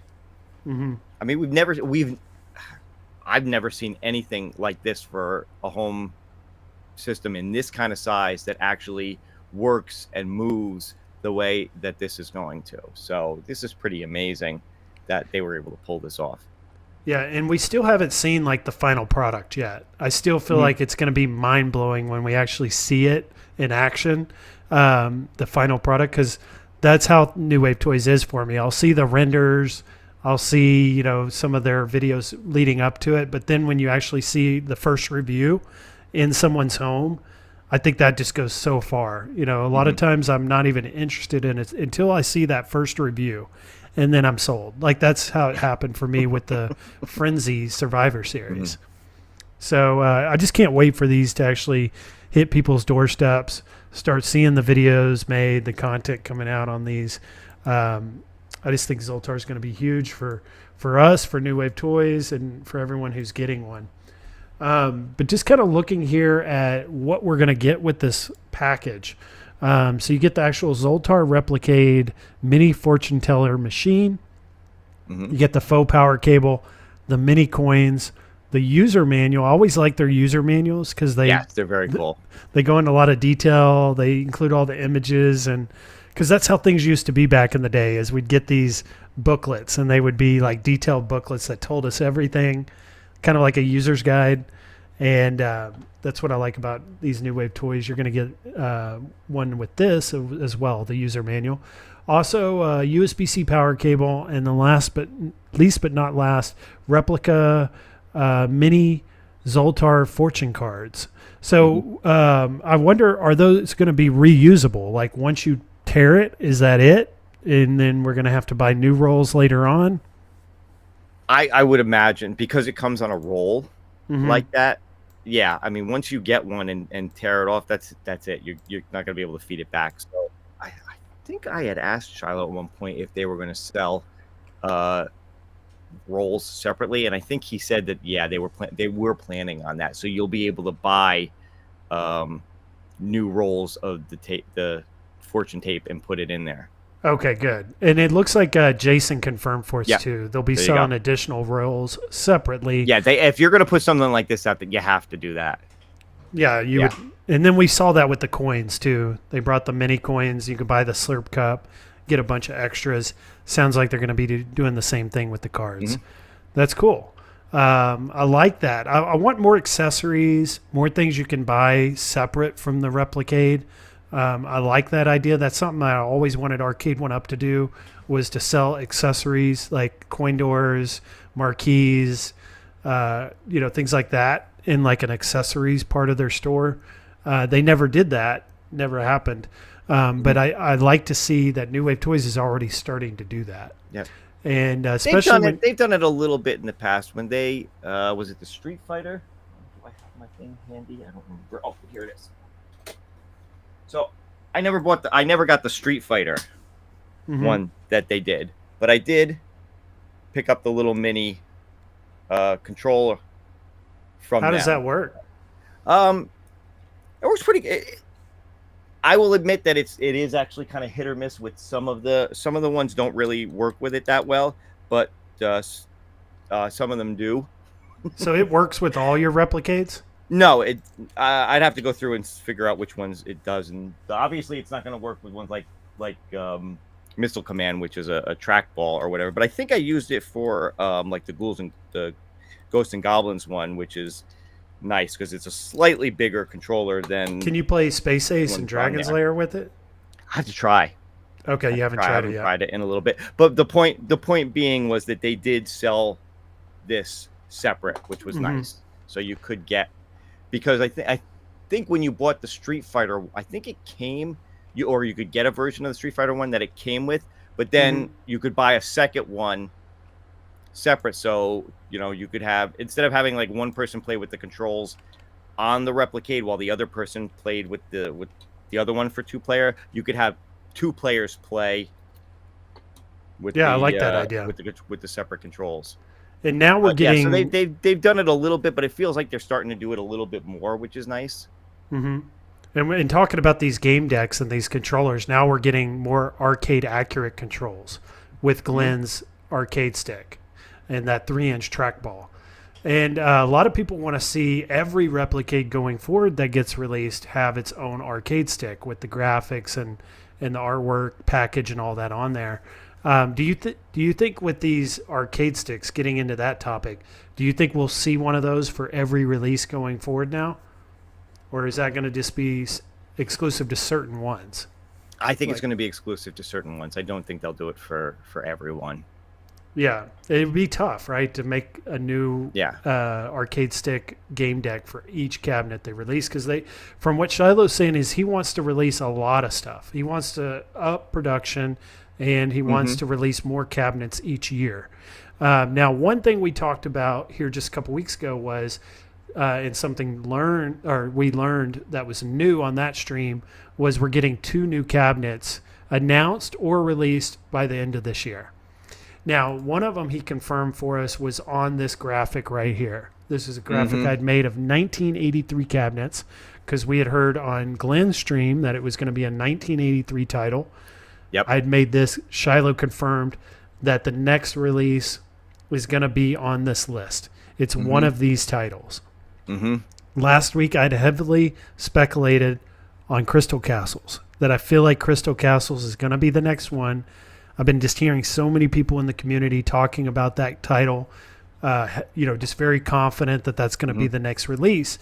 And a lot of times in our community and in the home arcade community, when a lot of people are saying the same thing, that tends to happen a lot of times. And I just got that feeling that Crystal Castles is going to be it, and that we may even get another arcade stick just like Golden Tee, but with Crystal Castles artwork and a red glowing light up trackball. What do you think out of this list? Which one do you think you would like to see, or which one do you think we will see? I can tell you absolutely which one I would love to see. 100% it would be Gyrus. I'm right there with you on Gyrus. Gyrus would be huge. Gyrus just because is one of my favorite games. I absolutely love that game. And it's mostly the music. The music does it for me in that game. I absolutely love it. Although the controls, with the ship that goes around like this, it's so unique as opposed to just, the back and forth that we're used to and all. So I think that's one that's doable in the smaller format for them. I hear what you're saying about Crystal Castles. I love Crystal Castles. I think it's a fun game. I'm just not sure if 2 trackball games back to back makes sense from them. Yeah. Now, the only reason that I would say that 2 back-to-back would make sense is they can utilize basically the same exact control panel for their Crystal Castles. Same technology, same trackball technology, and just kind of go right into their next release with that without having to do much changes or much preparation for a new arcade stick. They could just kind of slap on some new artwork and make that work, and then do a red light up trackball. That's why I say it. Also, there's just a ton of people wanting that right now. But talking about Gyrus, I would buy that if they came out with that. Like if they did a whole nother big control panel, whatever, I'd probably just buy the regular one, because since I have the trackball one coming for the Golden Tee, I have a sneaking suspicion it would work with it. Hopefully. Yeah, it should. Even though it's not the right artwork, obviously. And what if they made artwork packages you could throw on there too, where you could change the artwork to whatever game you want at any given time? That would be kind of cool too. Yeah. I know Glenn's all about interchangeable artwork. He's been a guest on here, and he's talked about actually having a cabinet where the whole cabinet artwork changes with each game, like the side panels are screens. So I know he would be all about interchangeable artwork, especially on, something he makes. So that would be cool. Yeah. But talking about Gyrus, I love the artwork on that cabinet. Amazing artwork. Sorry, I had to sneeze there. But yeah, Gyrus, love the artwork on that one. That one's one that really sticks out for me. But going back to this list here of other cabinets possibly we could see. Star Wars. Um, Star disc- Wars would be crazy. You know, I mean, you would have to do an extra control panel for that. There's no way you're getting a little mini flight yoke yeah. that works well with that. But again, that is perfect for Glenn's arcade stick because he's got the flight yoke already. You know, so he's really just got to implement that into a game deck. Maybe a game deck that attaches to a table or something. It's got like some way. Buy Stuff Store's already got that. I mean, Yeah. you literally could do that with the one from Buy Stuff Store. So that's out there. Mm-hmm. Yeah, and it'd be nice to see like a licensed version, like a New Wave Toys version that goes with the Star Wars cabinet replicate. Also, Discs of Tron is up there. I think Discs of Tron is one that Shiloh really wants to do. Mm-hmm. Mappy, he seems to like Mappy. Elevator action. Elevator action, I think, is hard because you have Numbskull. Is it they're making one? Numbskull just put out. It's either coming out soon, or I think it's coming out soon, or it is out, or whatever. But yes, they're doing elevator action. So I almost think that takes that one off the list. I mean, not necessarily, but I asked Shiloh about that. I think there's too many others that they could draw from rather than do one that's so close to theirs. Mm-hmm. Now, I'd asked Shiloh about that, about, if I didn't name Numbskull while he was on air, but if another company is making a cabinet that you're interested in making, does that eliminate it from being a possibility? He said absolutely not. He actually said they're actually working on titles that other companies are putting out, and he had mentioned Pac-Man being one of them. Everyone does Pac-Man, but that's not going to make them less likely to do it because other companies are doing it. Yeah. So I think that leaves the door open for elevator action. Track and field would be one of those where like you would have to have an real arcade stick to play it. Because how would you mash those buttons? Mashing those tiny little buttons. Yeah, it'd be like near impossible. The Load Runner is unlikely because it's like there is an arcade cabinet of Load Runner, but it's extremely rare. And would New Wave Toys go down the road of making an extremely rare arcade cabinet? I think maybe. Maybe. I mean, I think it would be interesting. The rarity of it makes it interesting. I think more people know Load Runner from its, PC-ish, Commodore 64, that era than they do in the arcade, for sure. Again, it's not a cabinet, but it did make its way into iArcade. iArcade had versions of Load Runner on it. So I don't think it's necessarily out of the running, but I do think it's lower on the list of possibilities. Yeah. Now, this last one, Major Havoc, a lot of people are, thinking for sure anything we get new is going to be a silhouette at the bottom of this website. So let me get to the bottom here. And I feel like Major Havoc fits this mold right here. What do you think? I don't know. I'd have to go look up an actual Major Havoc. Again, that was a fairly rare arcade game too. I don't think there were too many of that one out there. So I'm not as super familiar with what the actual silhouette of it looks like, but I do agree that it's going to be one of these. And of the four that are there, we already know one of them that's getting is Golden Tee. Yeah, it's the one all the way to the far right. And then the Rexer show thinks one of these are Tapper. And it's going to be the root beer Tapper. If it's going to be Tapper, it's unfortunately going to be root. How great would it be if they actually did a Budweiser? They could. Tapper? I know. When everybody else is doing root beer Tapper. How great would that be? With the little... And you know what? Put regular joysticks on it. This is what New Wave Toys should do. Put regular joysticks on it so it's playable, but have you be able to unscrew it and screw on the ones that look like the Budweiser taps just for the display purpose. Like they did with the big joystick on the banana on Food Fight Frenzy, or the banana on Food Fight, or whatever. Do something like that. That would be a killer, and I think people would go nuts and buy that. Yeah. If they could figure out a way Shiloh, to if get you're Budweiser. listening, And do that's what New Wave Toys is all about too. Is they Yeah. want it to be as authentic and original as possible. They want it to be the original cabinet. So, Yep. could they make a root beer tapper? Probably because of the circumstance. But if they had the ability to make it a Budweiser tapper, they would most certainly do that. I believe. And with Budweiser and all the criticism they've got lately, and I've heard, that their financials haven't been so good in the last year. What if Budweiser's open to the idea of making a Budweiser tapper replicate? It's definitely possible. So that would be kind of cool. Yeah. Talking about other things that are still to come is the Artomat and the cigarette machine, the cool cigarette machine. What are your thoughts on that? I think they're interesting. If I didn't pre-order them only because I've got the little coin changer. That's the USB hub, which does already, the same thing. Which does kind of the same thing, and I had no real nostalgia for those things at all. I was never a smoker, so the cigarette thing didn't really mean much to me, and I've never seen one of those automatics, so it just didn't. Like I said, there was no nostalgia there for it. But if I were going to get one, I think the Artomatic would probably be the one I would personally get. That would be me too, the Artomat, because I was a smoker and it's been like 20 years since I've smoked.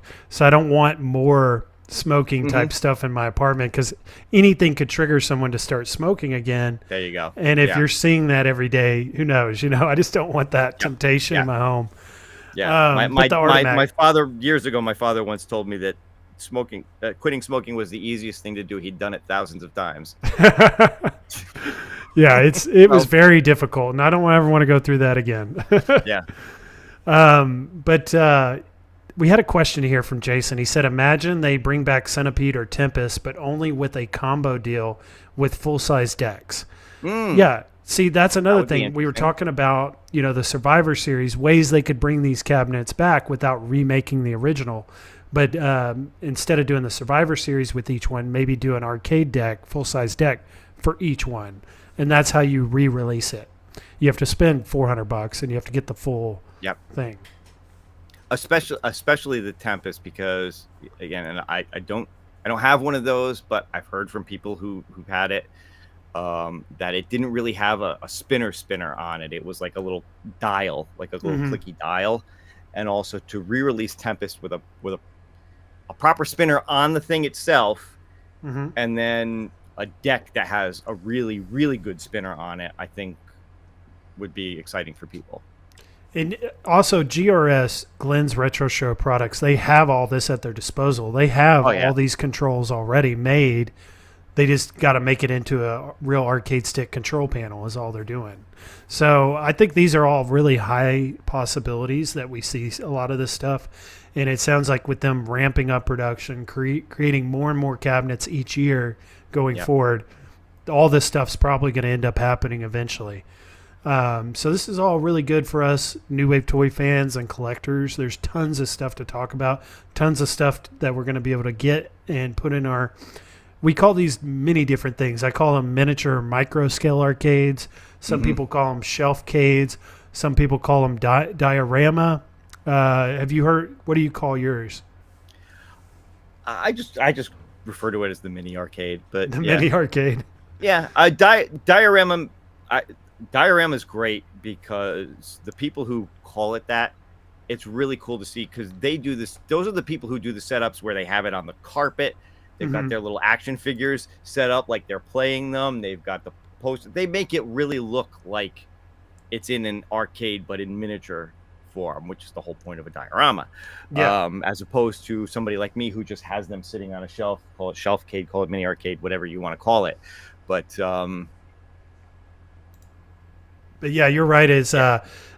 They do those so well. Sometimes if you don't have the action figures in there, you can sometimes have to look at it twice to see that it's not a real arcade because they do such a good job with the carpet and the walls and the brick walls and the lighting and everything. It just almost looks like a real arcade.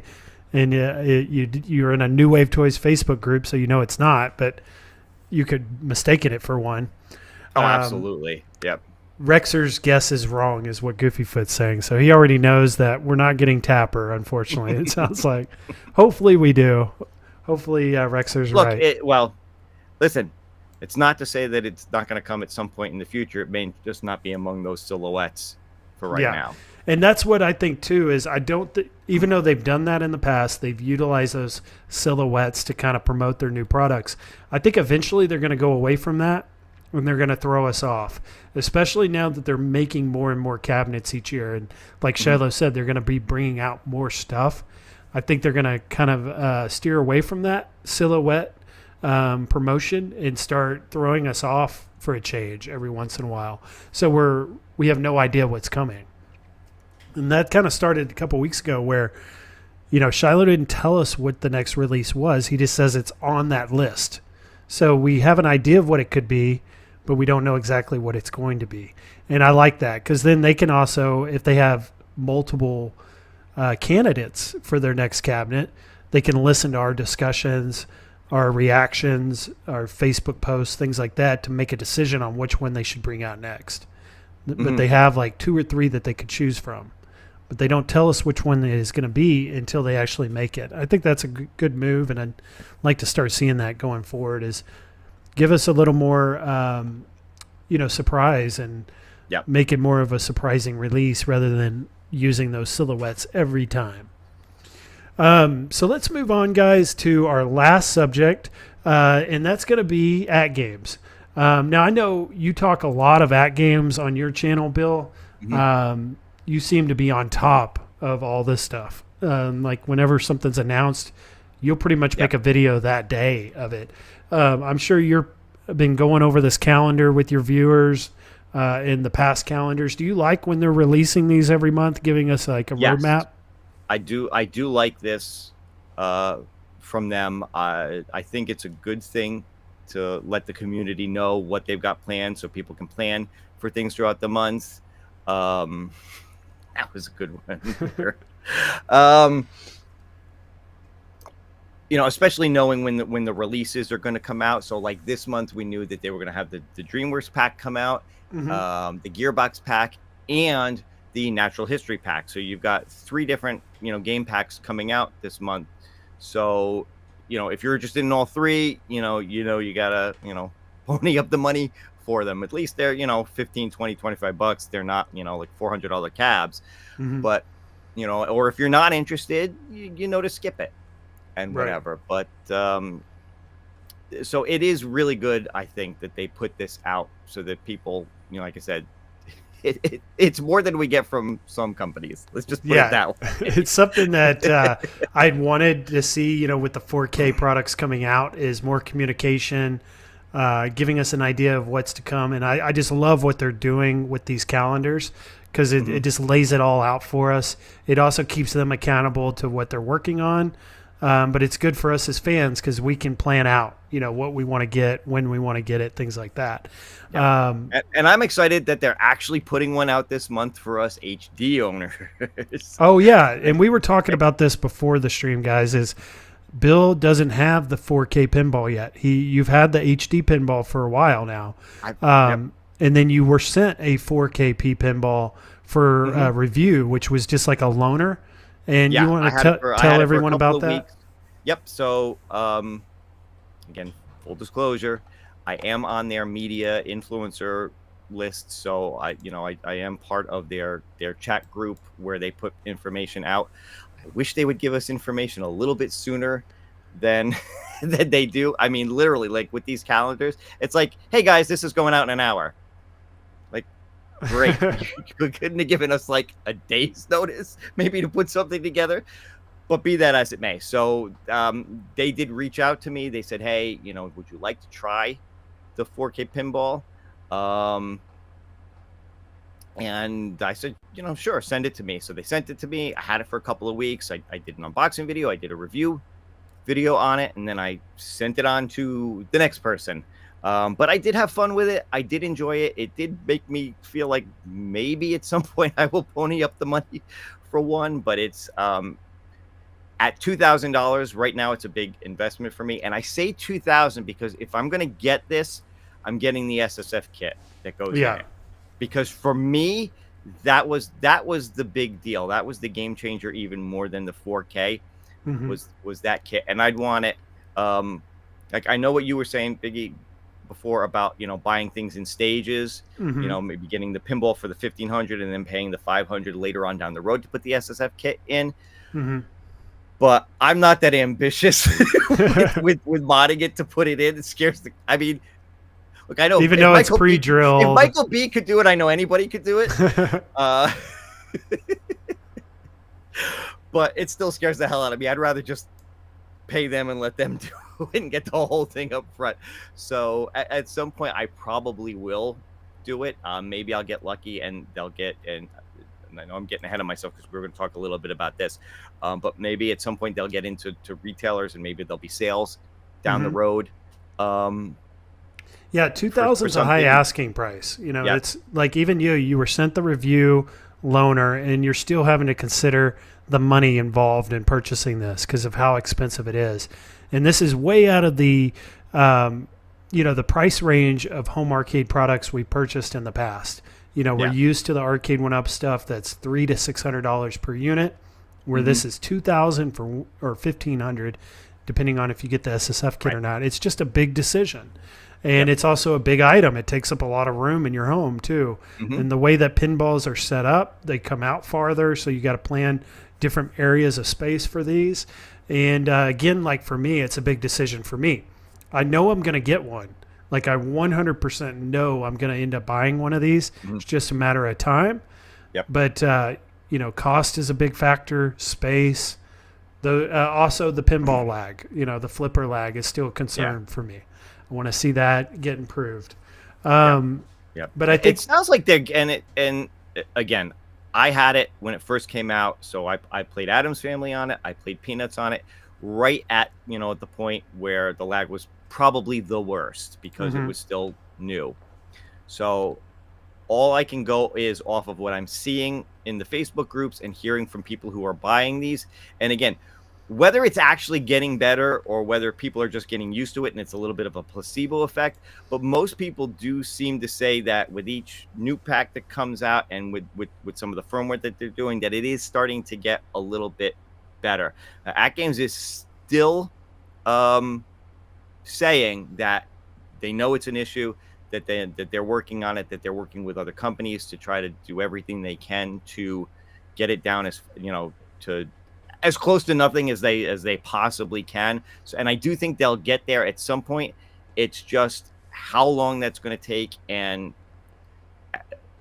at what point do people reach their breaking point where it's been too long? Because some of the groups that are out there that talk AtGames, there are a lot of people who've said it's already been too long, and they're like they're almost at the end of just not even wanting the machine anymore, which is a shame because I do think it's a great machine. But look, if that's how people feel, then that's how people feel, and I understand that. Yeah, I'm hearing a lot of people are using it for OTG only. They're buying very few of the pinball packs because of how they're running. But then I do OTG on the HD one. Okay, it's not a 4K screen, but it still looks, as far as I'm concerned, it still looks pretty good. Yeah. So I've heard it looks really good on the HD when you do OTG. Yeah. It'll look even better on the 4K. But talking about like the pinball packs and the flipper lag, I think they got to get that worked out because a lot of people are going to buy these for the convenience, right? They could build a 4K pinball on their own if they're really into tinkering and figuring things out. But the reason that people buy the AtGames 4KP is because the complete package, you turn it on and it works. And you can play it off the board that's already built into it. Yeah, and if you're doing OTG mostly for Zen anyway, and I know a lot of people do VPin and Pinball Popper and all that kind of stuff, but if your biggest, because that's all I've set up at this point right now is Zen. I haven't gotten into to VPin and some of the others just yet. So again, like I said, I understand that that's why you want the 4K because of the Zen partnership. And because of the convenience of that without having to do the OTG. Yeah, and they've kind of put themselves into a corner too because they've highly promoted the Zen tables. They've made the skins the Zen tables. So they've kind of like put themselves into that corner where now they have to make it work. You know, it's like people are buying these for the Zen tables now. Yeah, even above and beyond the fact that it's 4K, it's the Zen partnership that has sold people on this machine. Yeah. Now, what I'm hearing, you know, we're looking at this DreamWorks pinball that just released last week. And what I'm hearing from some people is they feel like the flipper lag has improved since this DreamWorks pinball came out. Now, some people, I think, are also stating that they're just getting used to the flipper lag. There actually is no actual improvement. They're just getting used to it. And they've slowed down what they're used to when playing pinball to the point now that they don't notice it. So that's the other side of things is that there hasn't been any improvement. We're just getting used to it. No, but I think they are. I think they are making slight improvements on it. I've watched a lot of people's videos. I know Evil Genius Entertainment has put out a lot of videos on the 4K, and he did one recently with Star Trek and what was the other one? Twilight Zone. And did a slowdown of pushing the button in the flipper. I think compared to one of the older Zen ones, and it was noticeably different how much better the lag was on the newer tables. Now there also, unfortunately, on some of those seems to be a degradation in the look of the tables. It's not quite as sharp as some of the earlier ones. Doesn't really feel 4K. So whether or not that's the concession that's been made to get that flipper lag to work, again, it's tough to say, but it does feel like, from what I'm seeing from people, that there is at least somewhat of an improvement. That it's not all just people getting used to it. Now, I play into it a little bit, but there's definitely some improvement. On the on that demo that they sent you on that loaner, and maybe you said this and I just didn't hear it, or when I wasn't listening or something. But the SSF kit, you didn't have that on your loaner. No, I did. Oh, you did have it. Okay. I they asked me which version I wanted, and I said, you got to send me the SSF kit one. I'm dying to try it. Okay, and you were sold on the SSF. I was sold on the SSF kit. Oh, like 100%. You've got to have this SSF kit. Oh, absolutely. I mean, it literally sounds like the ball is rolling up and down the play field. When the bumpers, when everything goes off, I mean, you hear it in all the right spots and everything. It is as close sounding to a real pinball machine as you could possibly get. And I feel that way too, is like, and I haven't owned one, or I haven't had one in my home like you have, so you can speak from experience. But from what I'm seeing in the videos, the flippers just seem really clicky. Like they just have this really light clicky sound. You know what I'm talking about? Yeah. It's unnatural. It doesn't sound like a real pinball table. When you hit the flipper, it's just got this real kind of annoying clicking sound. But you put the SSF kit on there, it kind of drains that out, and you don't hear that anymore. Or maybe the SSF kit fixes that. Yeah. You could tell me. It does. Yeah, it does give it more of a real pin flipper sound than like even like on my HD one. Because I've just got the regular, speakers and haptics and all that it comes with. I haven't done anything extra with it. Like I know the Buy Stuff store sells a kit kind of similar to the SSF kit that the 4K has, not quite as in depth as that one, but it does add some extra sounds and extra effects to it. And I haven't done that. I've thought about it, but I haven't done it. But yeah, I mean, with that SSF kit, it really does give it a real pinball sound for sure. Yeah, so it's almost like from what I'm seeing in the videos and like the reviews and things, like SSF is a must. Like you got to get it. The experience is just not the same without it. And then if you don't get the SSF kit, you're going to have all these holes, pre-drilled areas for the SSF kit, and it's like an incomplete pinball table or pinball machine without it. So on that subject, I've got to get this. Also, I'm really unhappy with the clickiness and that unnatural sound of the flippers without the SSF kit. I think it sounds pretty bad without it. But looking at this calendar again, so we got the DreamWorks Pinball that came out last week. This week has been about the natural history packs. Now, what's good about natural history is these are also coming out on the HD line of products, which you own the HD. So I know people have been begging for new games to come out on it. So we're finally getting that with this natural history. Now, I had found this post on the 4K Pinball group, the official one on Facebook. It gave us the games list for these natural history packs. Looks like the first one, Natural History Pack 2, has Antarctica, Africa, Deep Ocean, and Egypt. And then Pinball Pack 3 has Nature's Fury, Dinosaur Dynasty 2, the Insect World, and the Invisible World of Microbes. So these are new for the HD people that have purchased those recently or have had one for a long time. It'll be for both. It'll be for the HD and 4K, but yes. But finally something we can buy for the HD. Yep. And these I saw at a price tag of $25. We looked up before the stream, the Pinball Pack 1 for Natural History was $25. So that is the rate, I guess, going for these Natural History packs. And this was on the calendar to be released. I don't. It's did they give us an it's the end of the date? month. Now it's the same time, I believe, as their next National Owners Day, which is the 28th. Okay. Yeah. So here we go. New. It would be interesting to see if maybe they put it on sale right for the release of it. So for the 3 or 4 days, you might even be able to get it at a cheaper price than the $25. Don't quote me on that. I honestly do not know. Again, they don't tell us anything this far. We may get it I for don't like. know what's going to be on sale for National Owners Day yet. But it's the same day. It wouldn't be out of the realm for them to maybe do a special sale, a day one sale on it. If it's not $25, it may be like $23.75 during NOD. It might be $20, or maybe $24.85. Yeah, I don't know. We'll see.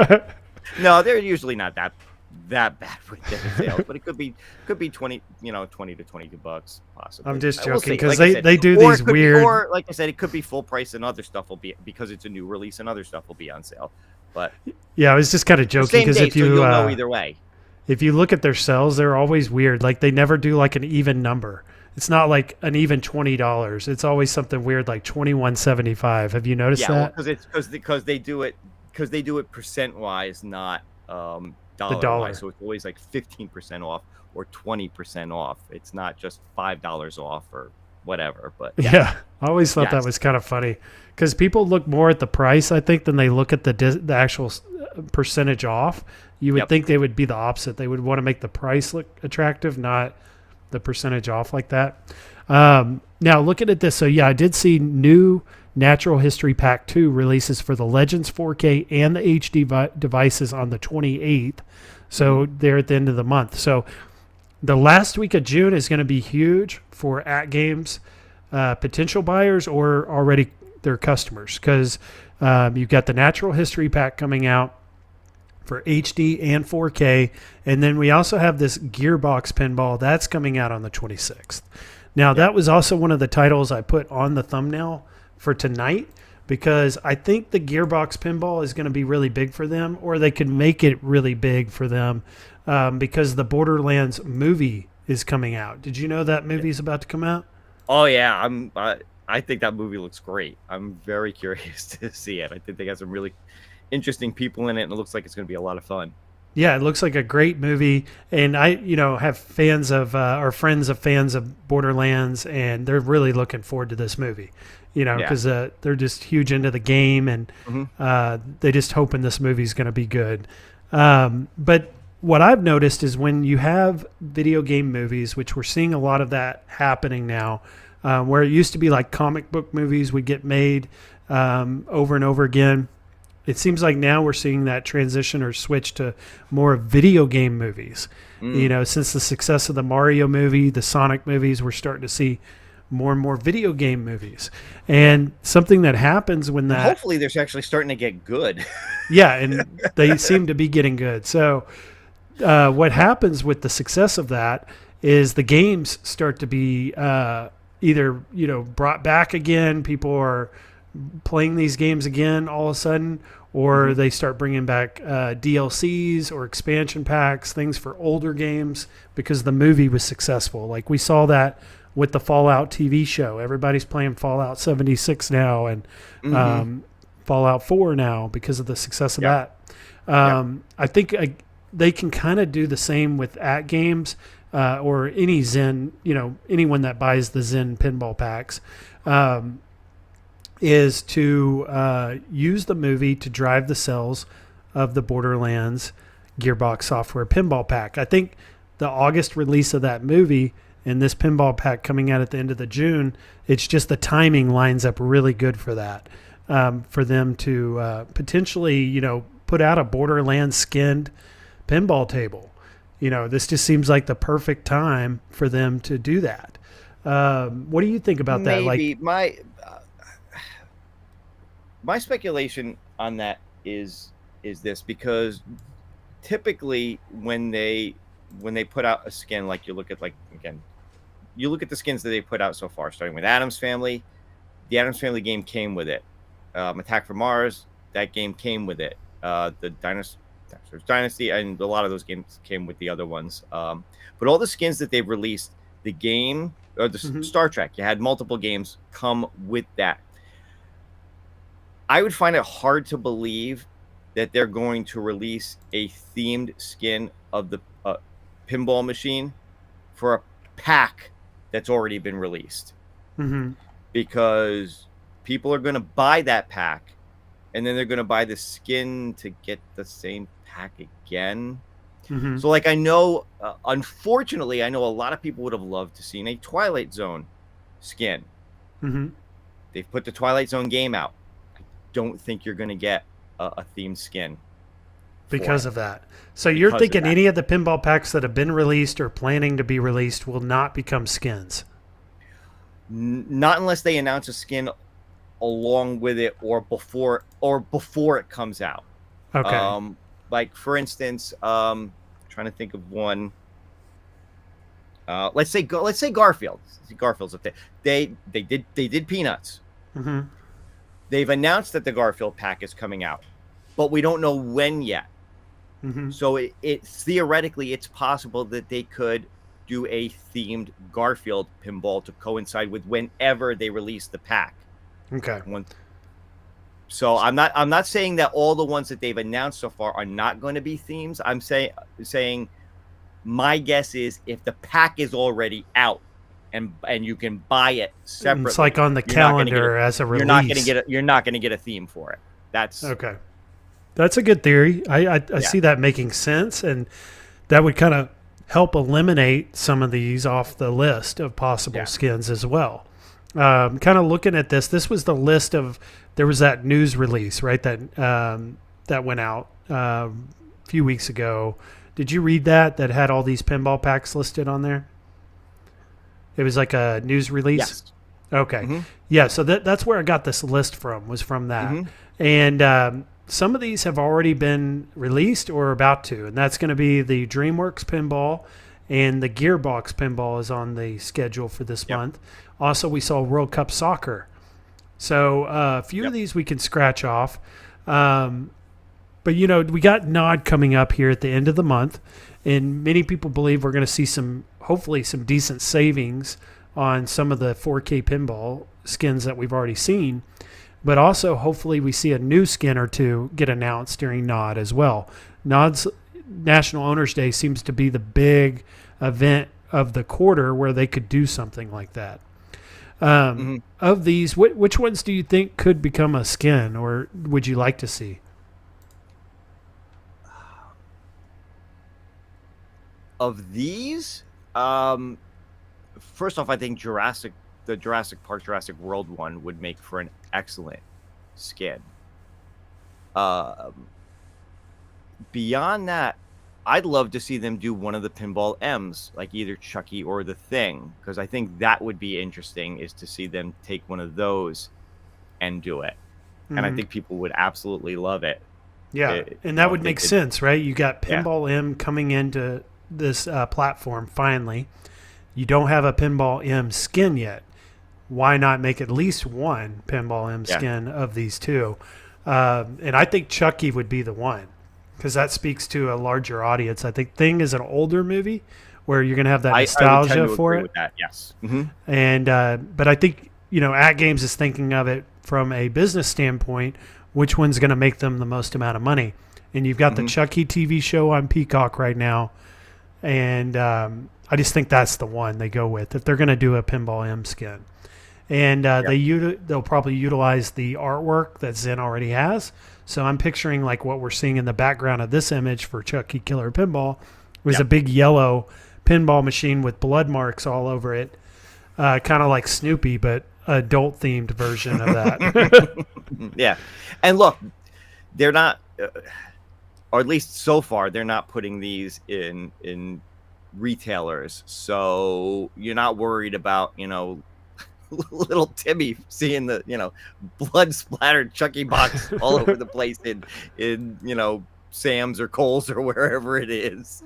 Yeah. So that's definitely going to be like a direct to consumer purchase, right? We're probably not going to see Chucky or the Thing, maybe Thing, but more likely Chucky we would not see in retail. That's going to definitely be an adult themed pinball table, even before you turn it on, I would think.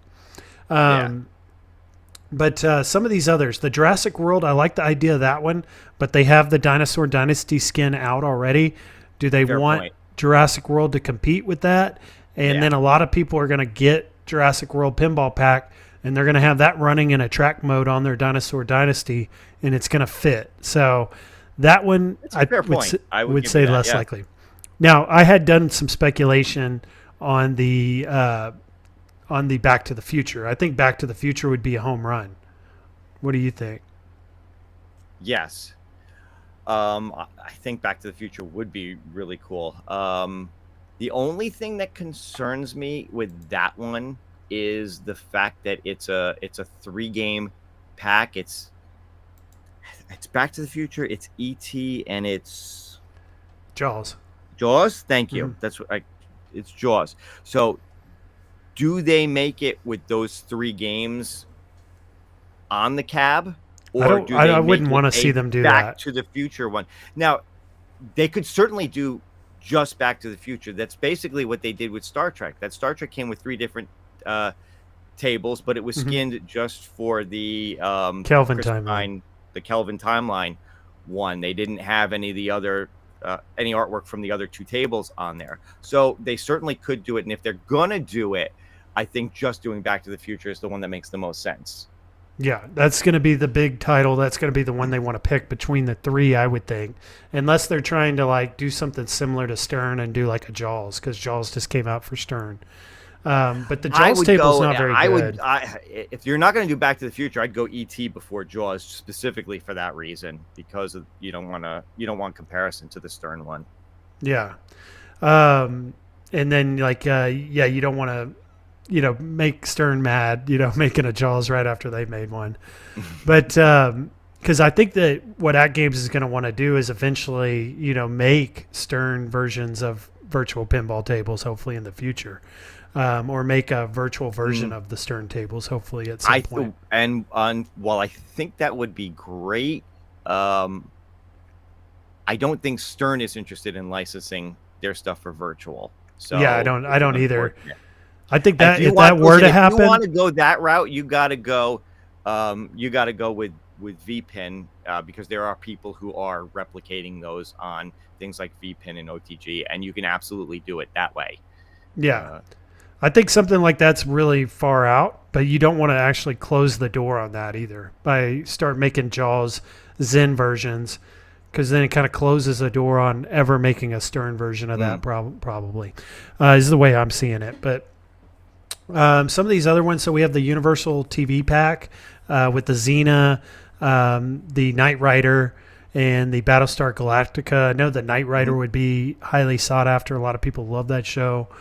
Big fans of that. And then we heard My Little Pony in the chat there. Nostalgia is a big My Little Pony fan. So maybe listen, it wouldn't. They've already done Peanuts, so I definitely wouldn't put it past them to do either Garfield or My Little Pony. Yeah, I wouldn't put it past them to do either. And again, Garfield movies coming out. Yeah, Always a possibility. and they're going to want more family-friendly type tables too. Because if you see anything that AtGames puts out, most of it's like very like family-friendly settings and stuff for their photo shoots, things like that. So I definitely know they're trying to get Garfield out if they can, and then any family-friendly type skins and games. But yeah, so looking at the Sorcerer's Lair, we still have coming Wild West Rampage, Fishtails, Universal Pinball Pack, Jurassic World, Monsters Pack, Chucky, The Thing, Universal TV Classics Pinball Pack, Gearbox, Garfield, My Little Pony, still to come. A lot left to come still. So it is a very exciting time to be an AtGames customer or a fan of their stuff, because they just got a ton of things getting released right now, like coming all the time. Talking about their pinballs, because I was asking PD7 just last week, because I was like, are you going to get one of these or not? He's like, I'm very close to getting one. Haven't bought one yet, but any day now I'm going to get one. I was like, well, which one are you going to get? He's like, well, I'm going to get Star Trek. And I'm a big fan of Star Trek. I'm a big fan of the sci-fi theme for a virtual pinball table. But I saw this image here on the 4K Pinball group this week on Facebook, and it just really stood out for me. Something I wanted to show everyone is just how good this topper looks on Star Trek. I think of all the toppers, the Snoopy one looks amazing. I think the cutout for the Attack from Mars looks really good, how the aliens are kind of coming out. But I think my all-time favorite, top of my list, is the Star Trek, especially if you could get like William Shatner or some of these other actors to sign yours. It'd look even better, more like a collectible. But it just, what do you think of these toppers, and especially the Star Trek?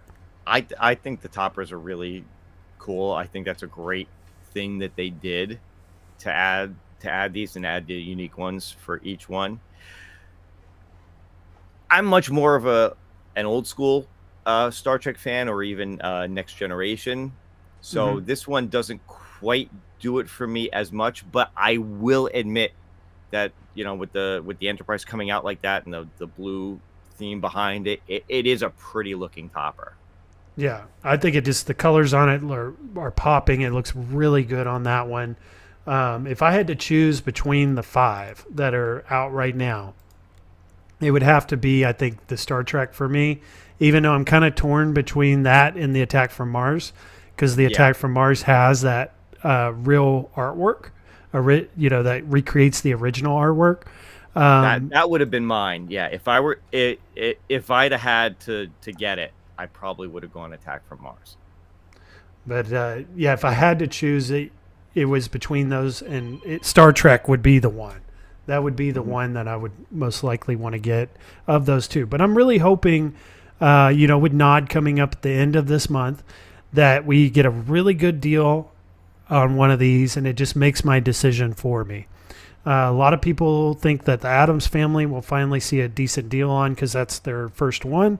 So maybe we get it at $12.99 or $11.99. That would make my decision for me. Or maybe they try to get some Dinosaur Dynasties out, but I don't think they produced a lot of these. I think these are more produced as people are buying them up. So I don't know if that one will have any savings.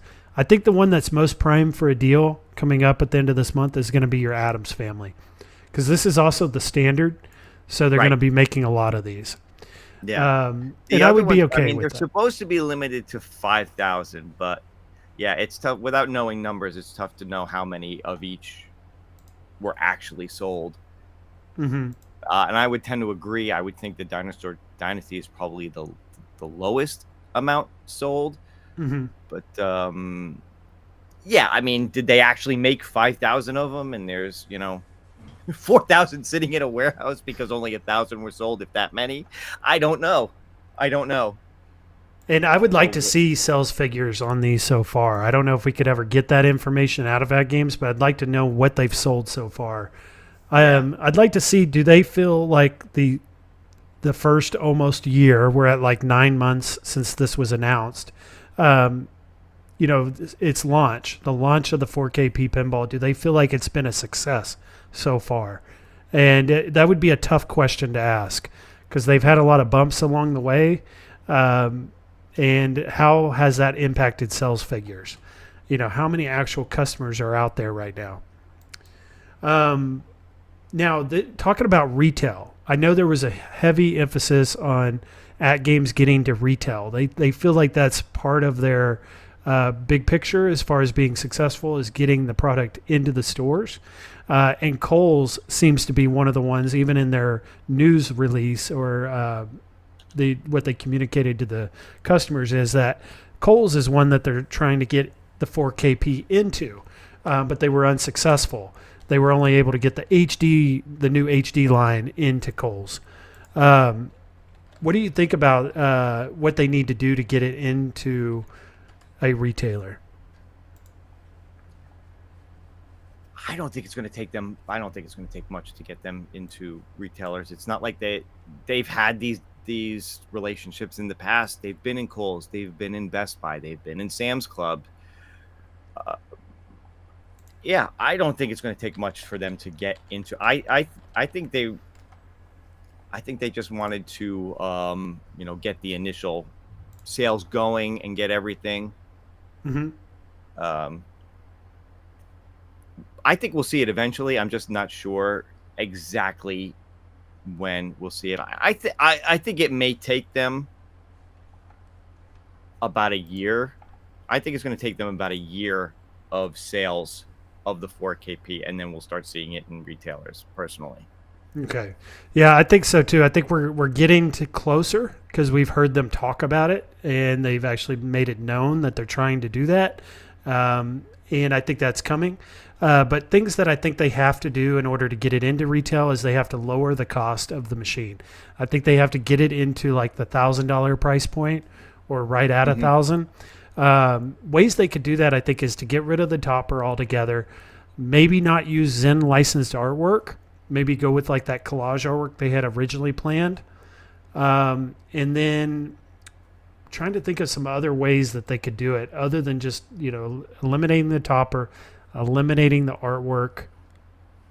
What are some thoughts you think of other ways they could lower that cost if that's the roadblock, that's what's preventing them from getting it into retail? Is there anything else they could, like maybe the speaker grill covers, just throw on some regular speaker grill covers? I mean, maybe if they went, I mean, look, the Addams Family one was designed to be their standard version of this, and all the others are supposed to be limited collectors. Mm-hmm. So do they go to making a new standard or maybe a retail only standard version that's, like you said, more in line with their older HD, a multi-theme, with some less features to it, no topper? I can't imagine the speaker grills had a lot, but just simple speaker grills. Maybe even no setup for an SSF kit. I kind of hate to say that, but I think you would have to leave that open, like for people to be able to upgrade it, because it's so important to the, what people are going to want in the final, product, and what they want in the end is they want the SSF. I think you still need to leave it open, that door open for them to be able to purchase that later. But I like that, that could be a way that they could reduce costs possibly. Yeah. But I have to say that I don't think it's something they're considering right now, only because, like I said, at this point they've said the Addams Family one is the standard edition one. I don't think they're looking to do a newer at least, again, not right away. I think it would take them a couple of years, maybe even to get to that point, and that may even be because of their relationship with Zen. They may have done that to get Zen, Mm-hmm. As part of the deal. Yeah. So, And that's something that may not happen. They may not be able to get it into retail because of the price tag, and this is just too expensive for like a Kohl's to carry. That may never happen. It seems like they've kind of hit that roadblock with Kohl's or other retailers, and they've said we're only going to carry HD.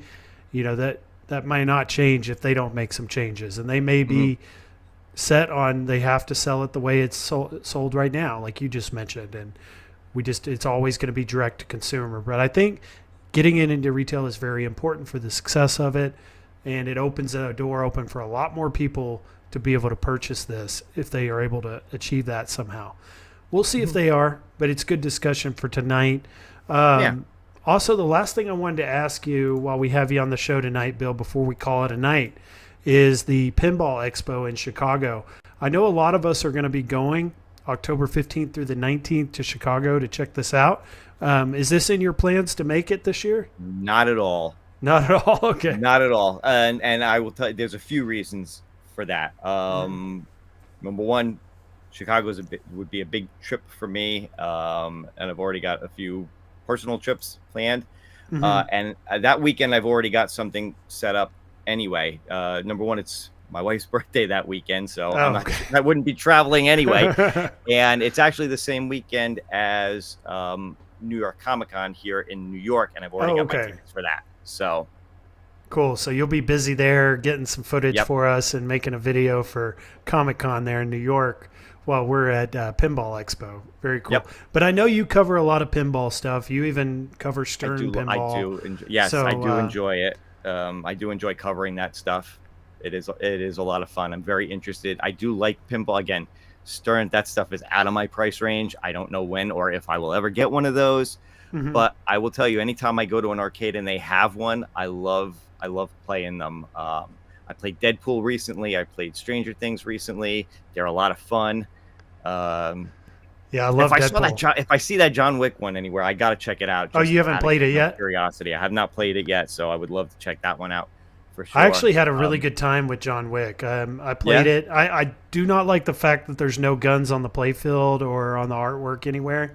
But once you start not worrying about that and you're just playing the game is a ton of fun. It's one of those ones where I got a really high score. I got over 50 million when I played it. So it's one of those high scoring, and I think it's open and good for like new players, like new pinball players.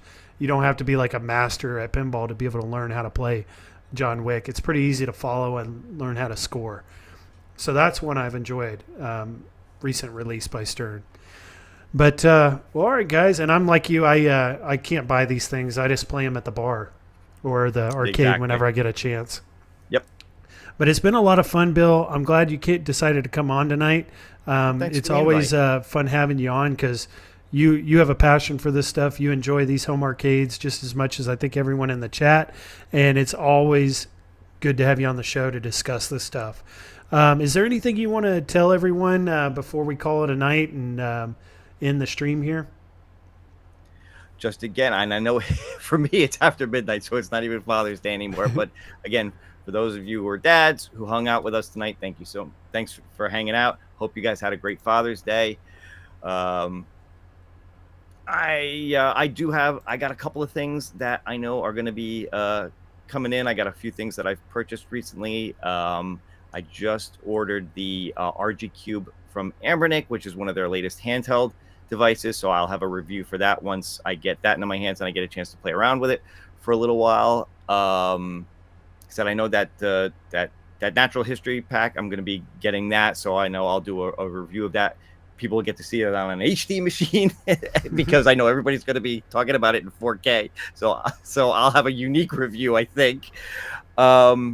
And I actually just finally decided, you know what? I'm going to pony up and I'm going to get the Retro Shooter box. So not only did I get that, but I got a couple of add-ons from the Buy Stuff store to use with the pedestal that I have for the AtGames Gamer Pad, the Gamer Pro. So I'll not only be showing off the retro shooter, but I'm going to be showing off the Buy Stuff Stores add-ons for that, where you can the holster for the guns and a few other things as well. Nice. So that stuff is all coming up over the next several weeks or so as things come in and I get a chance to review them. Cool. Well, we'll have to check that out. I'll stay tuned to Bill's Retro Show because I always love your videos, and like throughout the week you'll do those news videos like right when the news hits, and I watch every one of those. I love that you keep us up to date on that stuff. So we'll be tuning into your retro shooters, your natural history packs on HD, and then you've got your Ambernick video coming soon as well. So you guys stay tuned in. Go subscribe to Bill's Retro Show if you haven't already, and hope everyone has a good week. Happy Father's Day to all those fathers out there. Hope you enjoyed your day-to-day with the family, and I'll see everyone in the next one, guys. Y'all have a good night. Bye-bye.